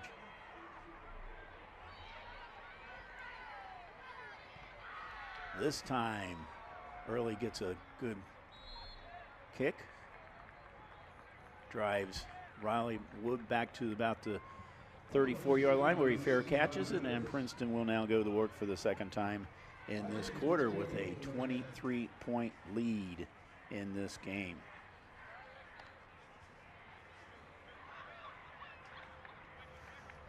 Western Brown was EC champs back in 2017, their first year in there. Tri-champs with Anderson and Milford. When they were Glen Estee was in the ECC for a few years, and we'll talk about that here in a second. Amelia was the other team that, the other school that they combined with, and Amelia was in the Southern Buckeye. And Glen Estee did make some playoff appearances. They made 6 times in the playoffs over the years, had 3-6 record.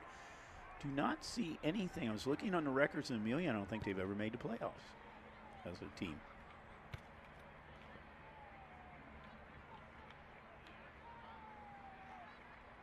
Second and an 8. West got some running room. He's going to take advantage of it. Lunges forward. Depending on where the spot is, he might have a first down. He does. They're moving the sticks out to the 45-yard line. Boy, R.J. West is just great in trying to find where he needs to go. It's the second time in this half tonight that he got right where he should have been to get that first down. Rutherford's got a little bit of running room. Picks up about 6 yards on the first down play.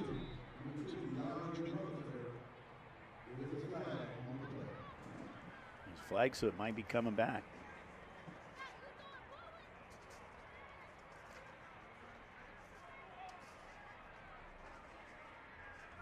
Well, Princeton is walking back.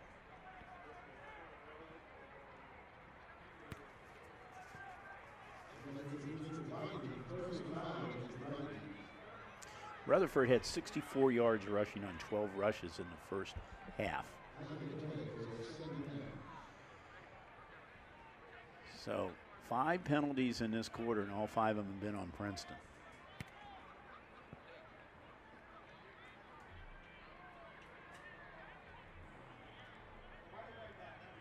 Switching offensive linemen and ready to go here.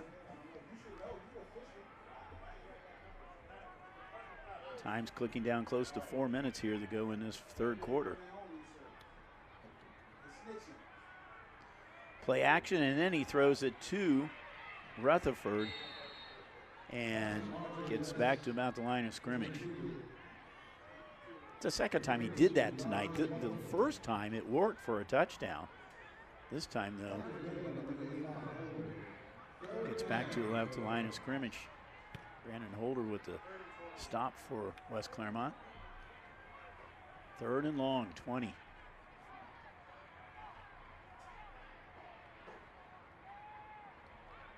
There's a pass and almost a one-handed grab made by number 5 down there, which was Dorian Williams. 4th down, so.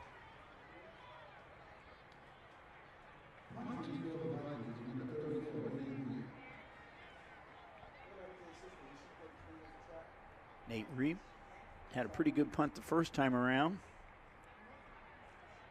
Line of scrimmage at the 35.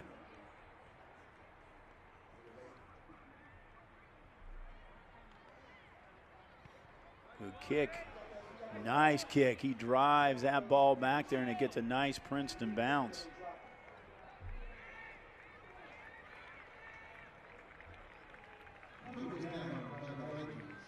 About a 48-yard punt.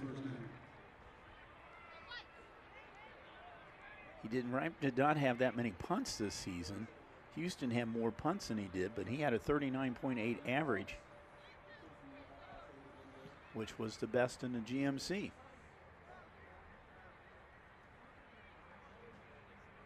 So West Clermont, and that's his 3rd time he's put a ball inside the 20 this year too. West Clermont with the ball at the 18-yard line.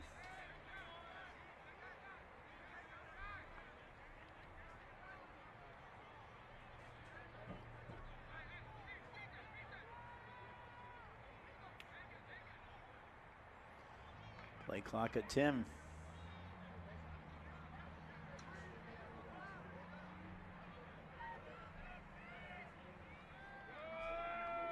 And the give is to the running back, and he's not going to get anywhere.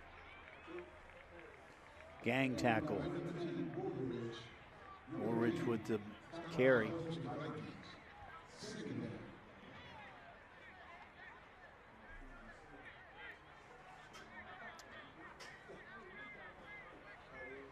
One player we have not seen tonight, and I'm assuming he might be injured, is Sanders for West Clermont, the leading rusher, 645 yards.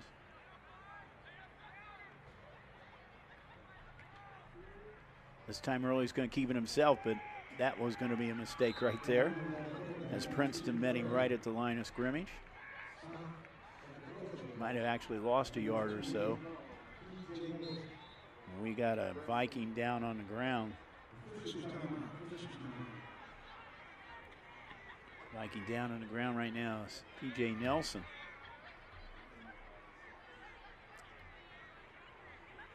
So the medical crew is coming out for Princeton. 2:42 to go here in this quarter.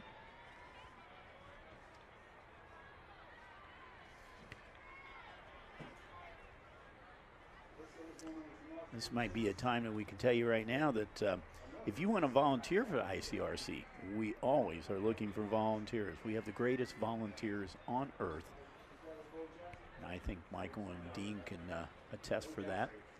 But if you want to join us, we need you.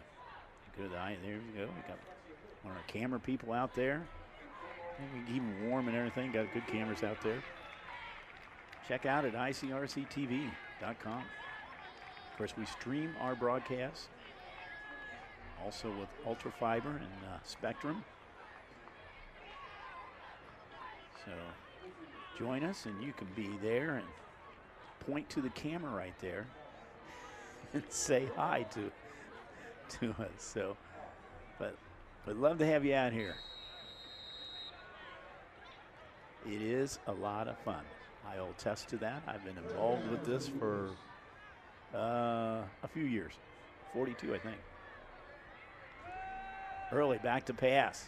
That pass is good now. They got some good yardage on that one and kind of driven back, but the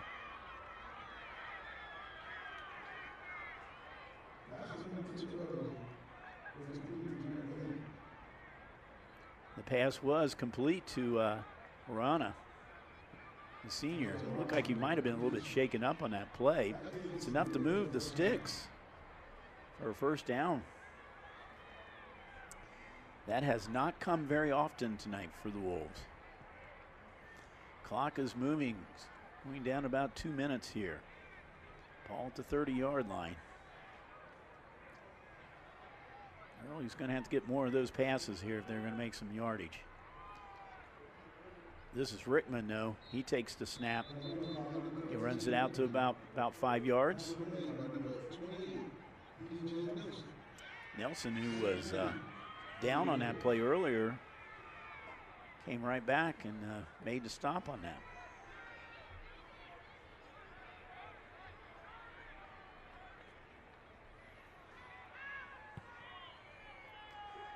We see a couple of substitutions here for the on defense. Rickman's going to run it himself again, and Rickman will get a first down and more.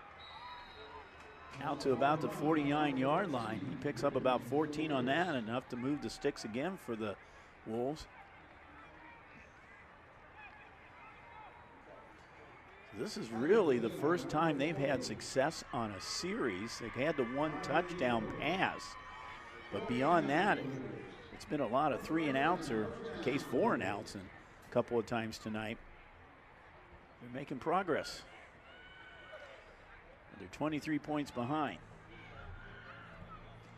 We're under a minute to go here in the third quarter.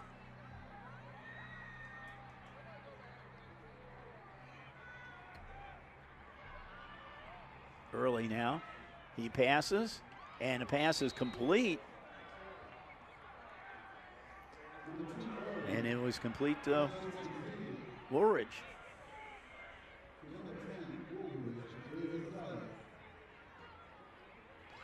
You know, coming in here, I'm looking at the stats here. Woolridge has not really been used on the offensive side, West Clermont, this season. So they're coming out with a little wrinkle here in the playoffs. He's done quite well so far.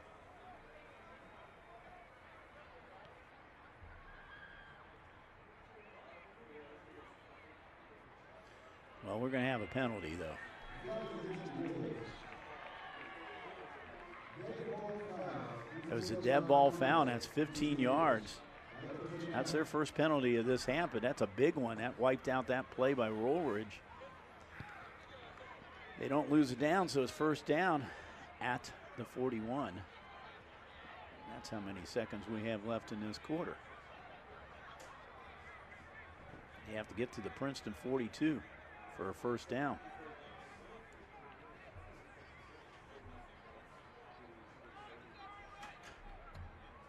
Play clock hasn't started yet.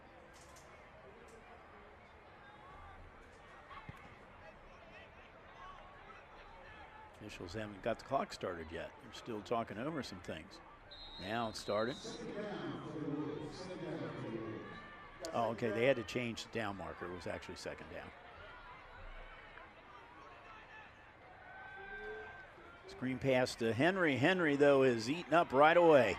Princeton brings him down big time.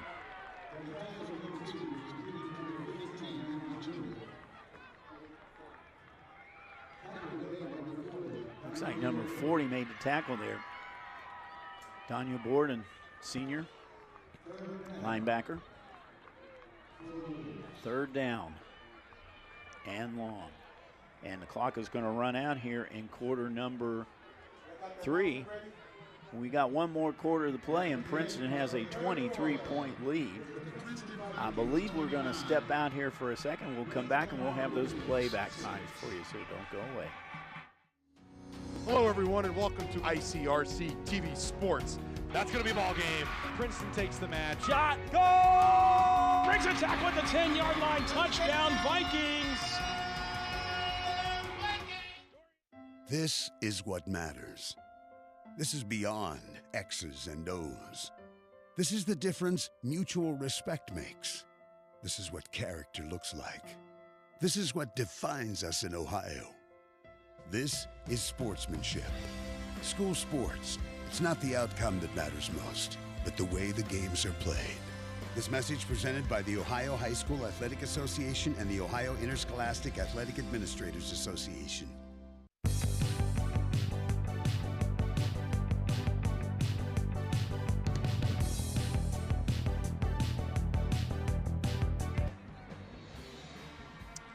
And we're back here, and right as we come back here, you see our playback times there.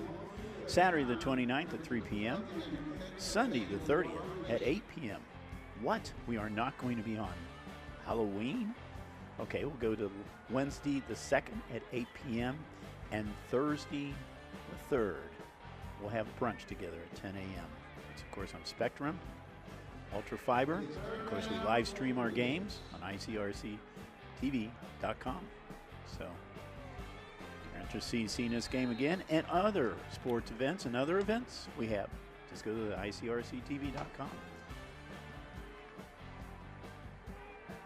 Right there, the Vikings are showing blitz, but they have a player out there, and it is, the pass was way overthrown, and Caleb Clark-Glover got underneath it. But once again, I think he was thinking about, oh, I got some real estate I can run back here, but he dropped the pass.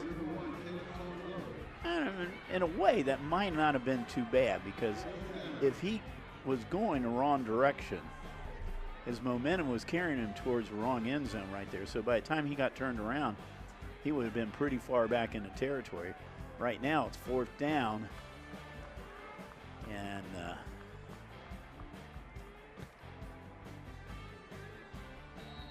Landon Early is going to kick there and got a timeout now by West Clermont. So they're going to talk this over. I don't know if they're going to have a fake here to try to keep their drive alive. I would not think it would be that well received to do that, because they're 4th and long. If it was 4th and short, I would say it might be not a bad idea, but 4th and long, they better come up with some kind of trick play if they're going to have a fake punt. They basically have 4th and about 18.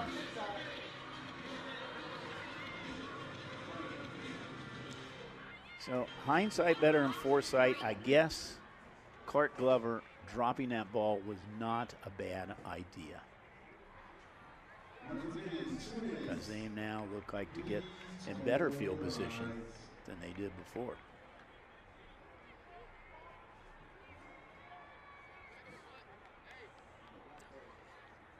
Princeton needs probably a long series to grind it out right now. Run some time off that clock, so they can be alive to play one more week. There's a kick almost blocked. Nice punt. Fair catch made by Woods at about the 34-yard line. So that's where Princeton will go to work here with 11:48 to go in this game.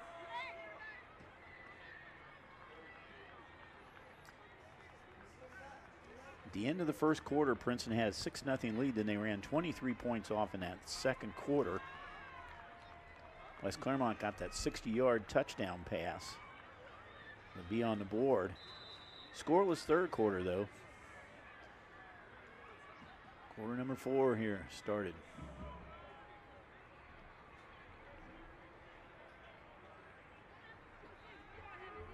Rutherford gonna pound it out and maybe a yard or two. Ethan might have got a yard out of that. And I think what they would like to do is just keep this ball maybe as much on the ground as they can and keep that clock moving, so that young man can go home up there in the stands. Rutherford has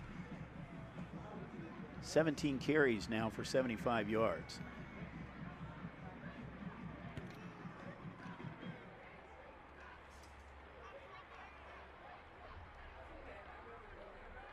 Wes, pass is complete. Woods, I think. No, number 8 was Houston, Jordan Houston. He's taken out of bounds just shy of the first down. Well, they're going to call third down and about 3. Thought he was a little bit further up the field there.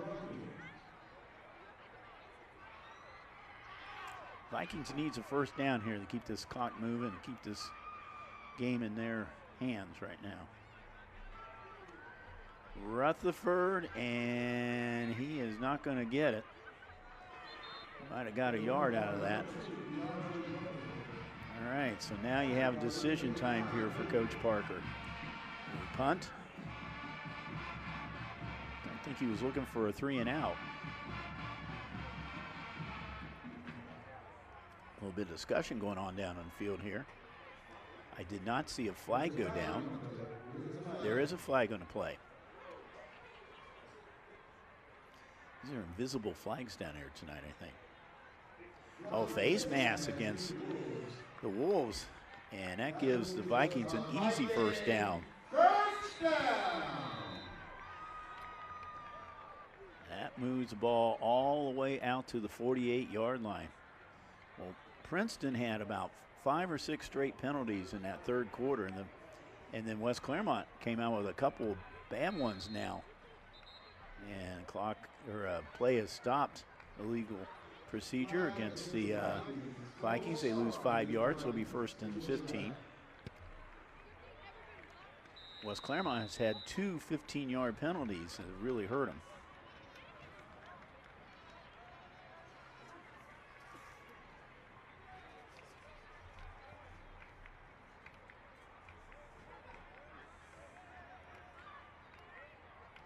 West, back to pass. Over the middle. And that is it picked off? I don't think so. Henry had it in his hands, but I think it fell to the ground there. Good effort by Chris Henry Jr.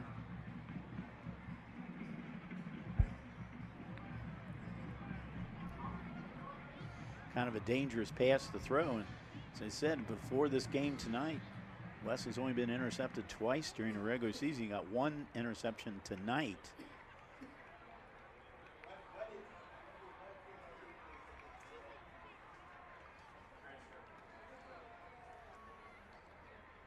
Back to pass, and it threw it into traffic.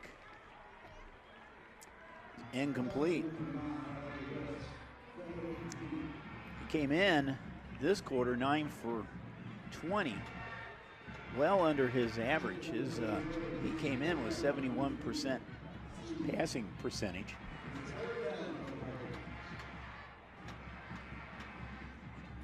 So right now he's running only about 45%, actually probably less, a little bit less than that. 3rd and long now for Princeton. West Clermont showing blitz. He's got Woods open out to about the 49-yard line. That's going to set up a 4th and long. Punting team on the field here for Princeton. They ran a couple minutes off the clock on that series.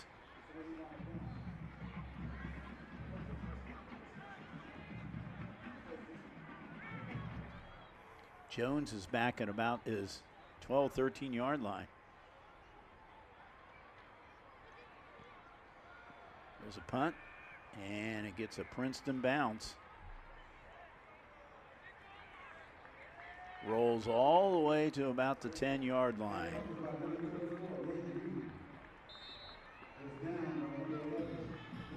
About a 43-yard punt for the Vikings. Did not punt at all in the first half. They've had 3 good punts in this half. 8:53 to go. West Clermont's got about 90 yards to go to the end zone. Running out of time right now.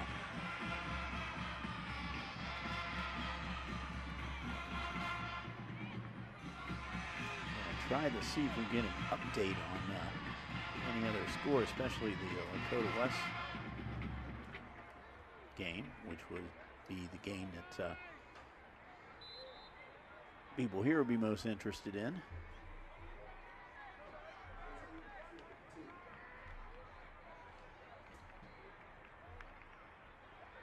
Early. Back pass, pumps once, and Jones was the intended receiver. He pumped once to his side. It was a low throw. Jones could not gather it in. It's incomplete.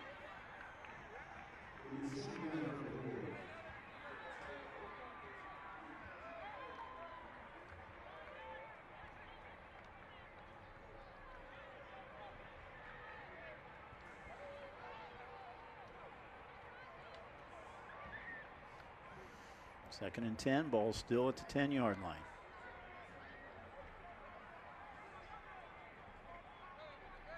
Running, that play clock's running him down now. He got it with 1 second to go.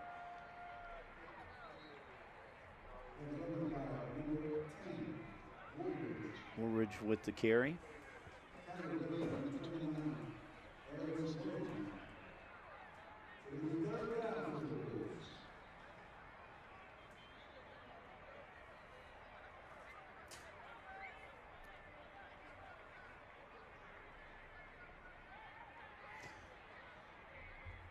Third and about 7. Early, back to pass, looking, throws the ball, and it is thrown out of bounds.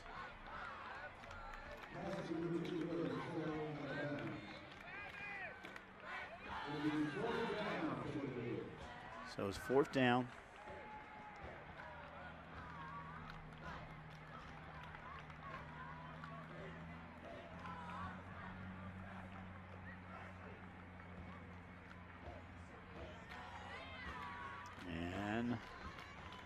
See what they're going to do.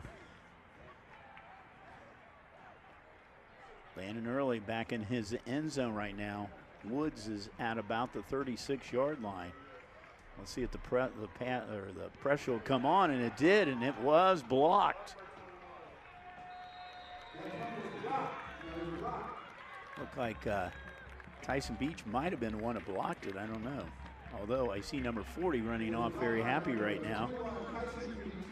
Beach was the one that blocked it. So now Vikings will take over at the West Clermont 11-yard line.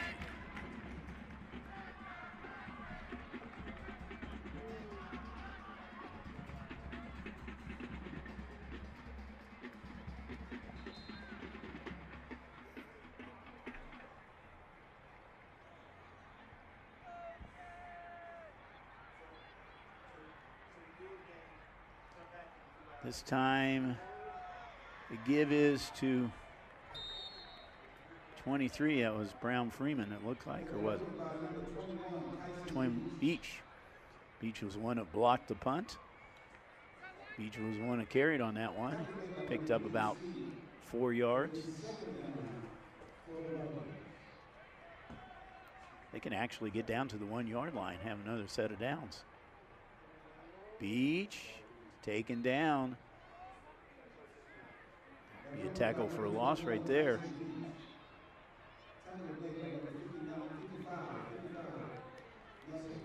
Keenan Messer made the tackle. 3rd down. I don't think Princeton's going to settle for a field goal down this right now.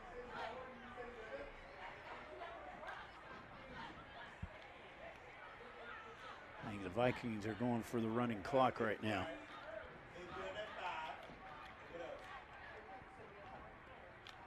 There's Beach around the right side, and did he get in the end zone? And the signal is yes.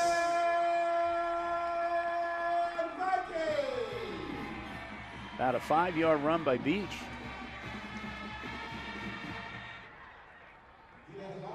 With 6:45 to go.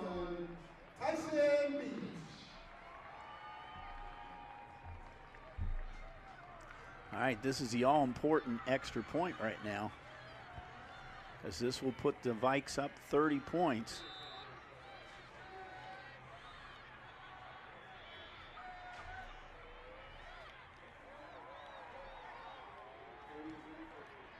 Woods is a holder. The kick is up, and it is through. So now Vikings are up 36-6.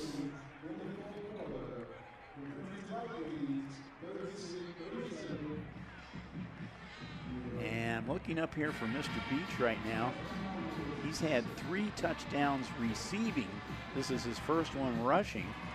So he has 4 touchdowns on the season. And it is 30, well, the clock says 37. I think it's actually 36. There we go, got changed again. So now, the officials are going to be, I think, talking it over with the coaches here, because we are now going to, looks like, be going to a running clock as long as Princeton will keep this lead.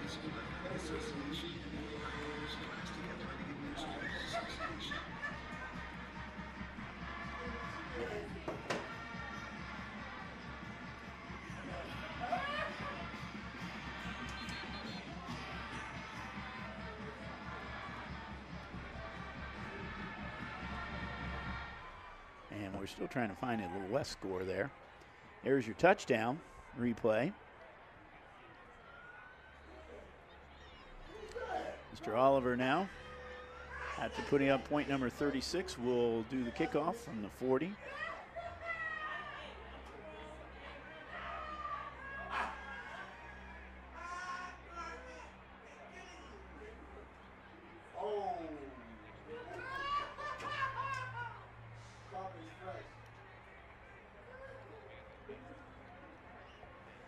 This is a happy press box.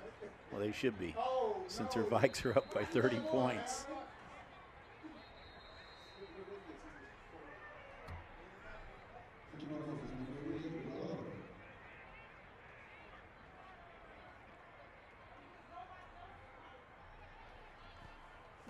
There's a kick. It's a high kick. Taken by Henry. Henry got tripped up right around the 20-yard line. And that Viking special teams, you're going to give a game ball tonight, they might be the ones to get the game ball. They have done an outstanding job, special teams tonight for Princeton.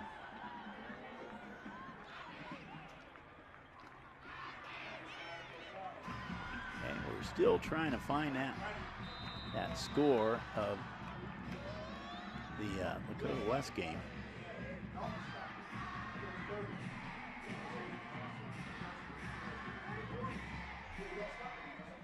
Well, we will kind of assume that West will keep that lead. That is true.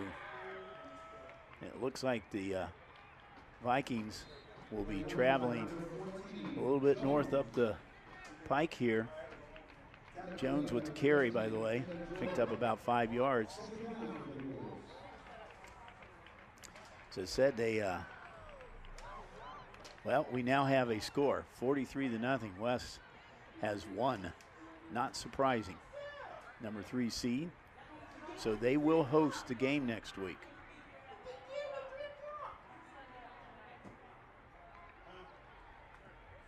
Early with the carry, and he might have got enough for a first down. He's out to about the 35-yard line. It is a first down. They're moving the sticks.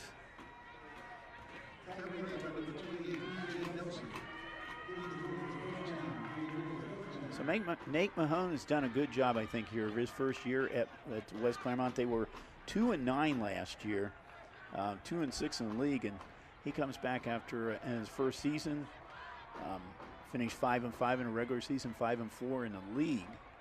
Made the playoffs. Made the playoffs as an 11 seed.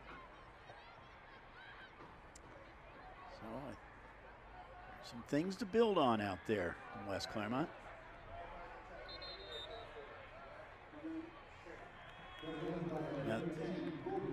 Another tackle for loss.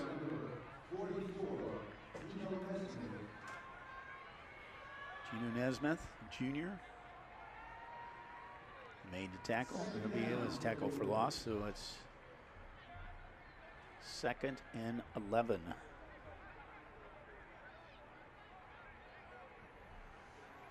Clock is moving down to 4 minutes now.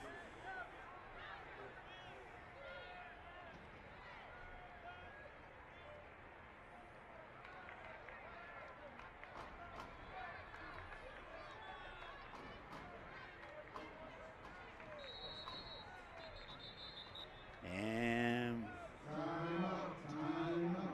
we have a timeout Called by, didn't see who signaled timeout. I wouldn't think Princeton would call a timeout. All right, let's take a look at our credits right now.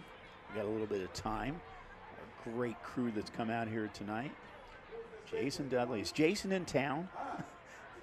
Jason's a traveler, so Dean and Michael, both of you teaming up tonight.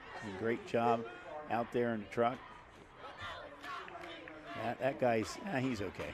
So he's done well. The one for these guys, this guy be talking to himself here. So we got Dean on camera. Okay, all right, great crew out here tonight. Well, we got a big crew out here tonight. Yeah, thanks for watching us. We live stream, and as we said, you see those playback times in Spectrum and Ultra Fiber. I will assume that ICRC will be, oh, look at this. The old hook and ladder didn't work, and it was fumbled, and it's being run back. And is it a touchdown, or did they call it? 35 recovered the ball. Trayvon Williams, defensive back. Looked like they tried the old hook and ladder play, but they fumbled it, and Williams picked it up, ran it back.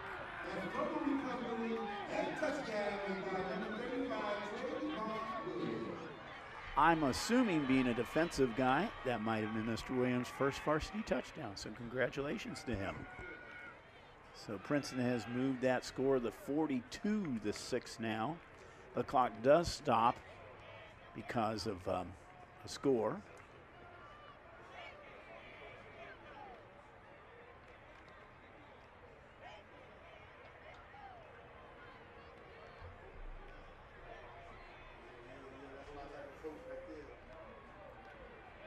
It's Will Oliver.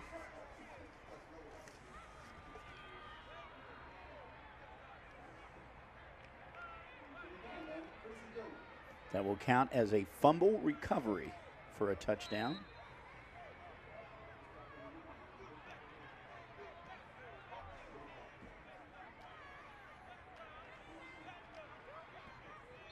Kick is up, right down the middle there for Mr.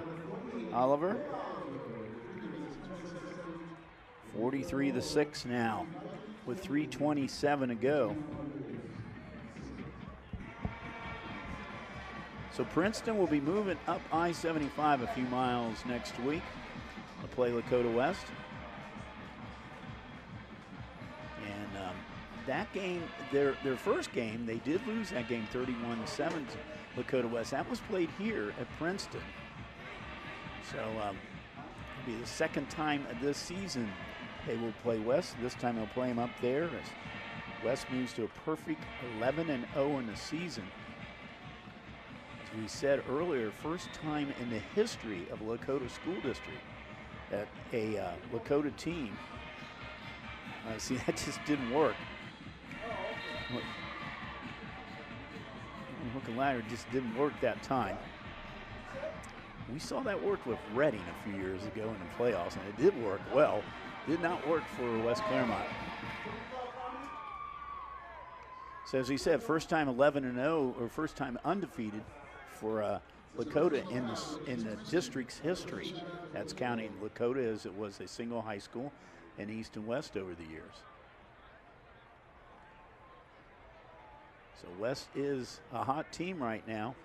Interesting enough, even with that undefeated season, they were third seed in the Harbins because Harbins go with strength of schedule. So Elder and Moeller were ahead of them in the seedings.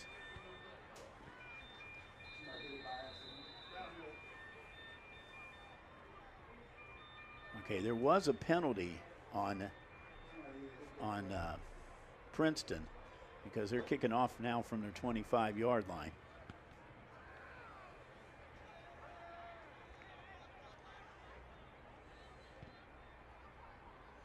Squib kick picked up by one of the up people for Wes, and he's taken down strong.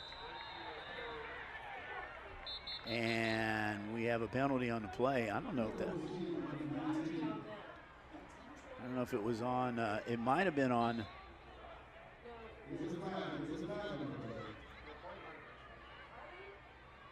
I don't know if it was, I'm not sure if it was a horse collar or not.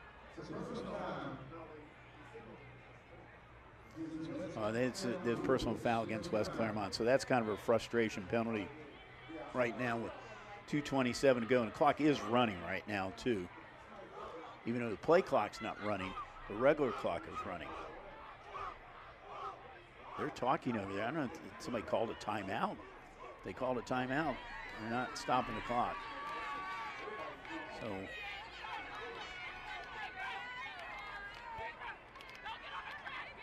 ball is going to be all the way back to the 32-yard line. Kind of a disappointing way for the Wolves to end their season here, especially what has progressed in this fourth quarter. They will finish the season 5-6. Princeton will move to 9-2 on the season. Trying to revenge early regular season loss to Lakota West next week. Falling one of his offensive linemen early, got out to about the 33, 34-yard line, and he's pushed all the way back to about the 28.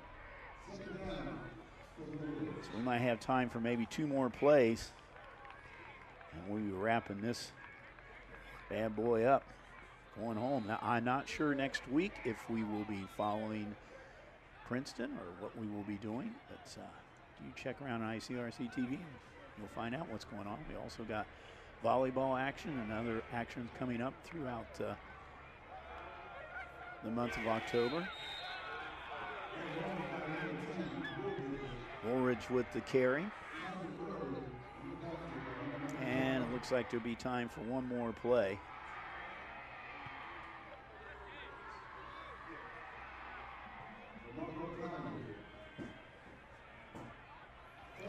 So the final play of the season here for the West Clermont Wolves.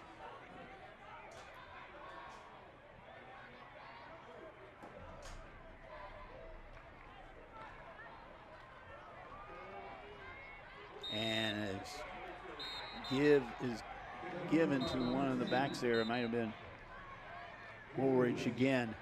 And that'll be it. The Vikings move on to the round 2 of the playoffs here with a 43-6 win over the West Clermont Wolves. So congratulations to Coach Andre Parker and the Princeton Vikings. Good luck to them next week as they take on the Lakota West in the second round of the playoffs. For the entire ICRC crew, this is Bill Brett saying goodbye from Princeton High School.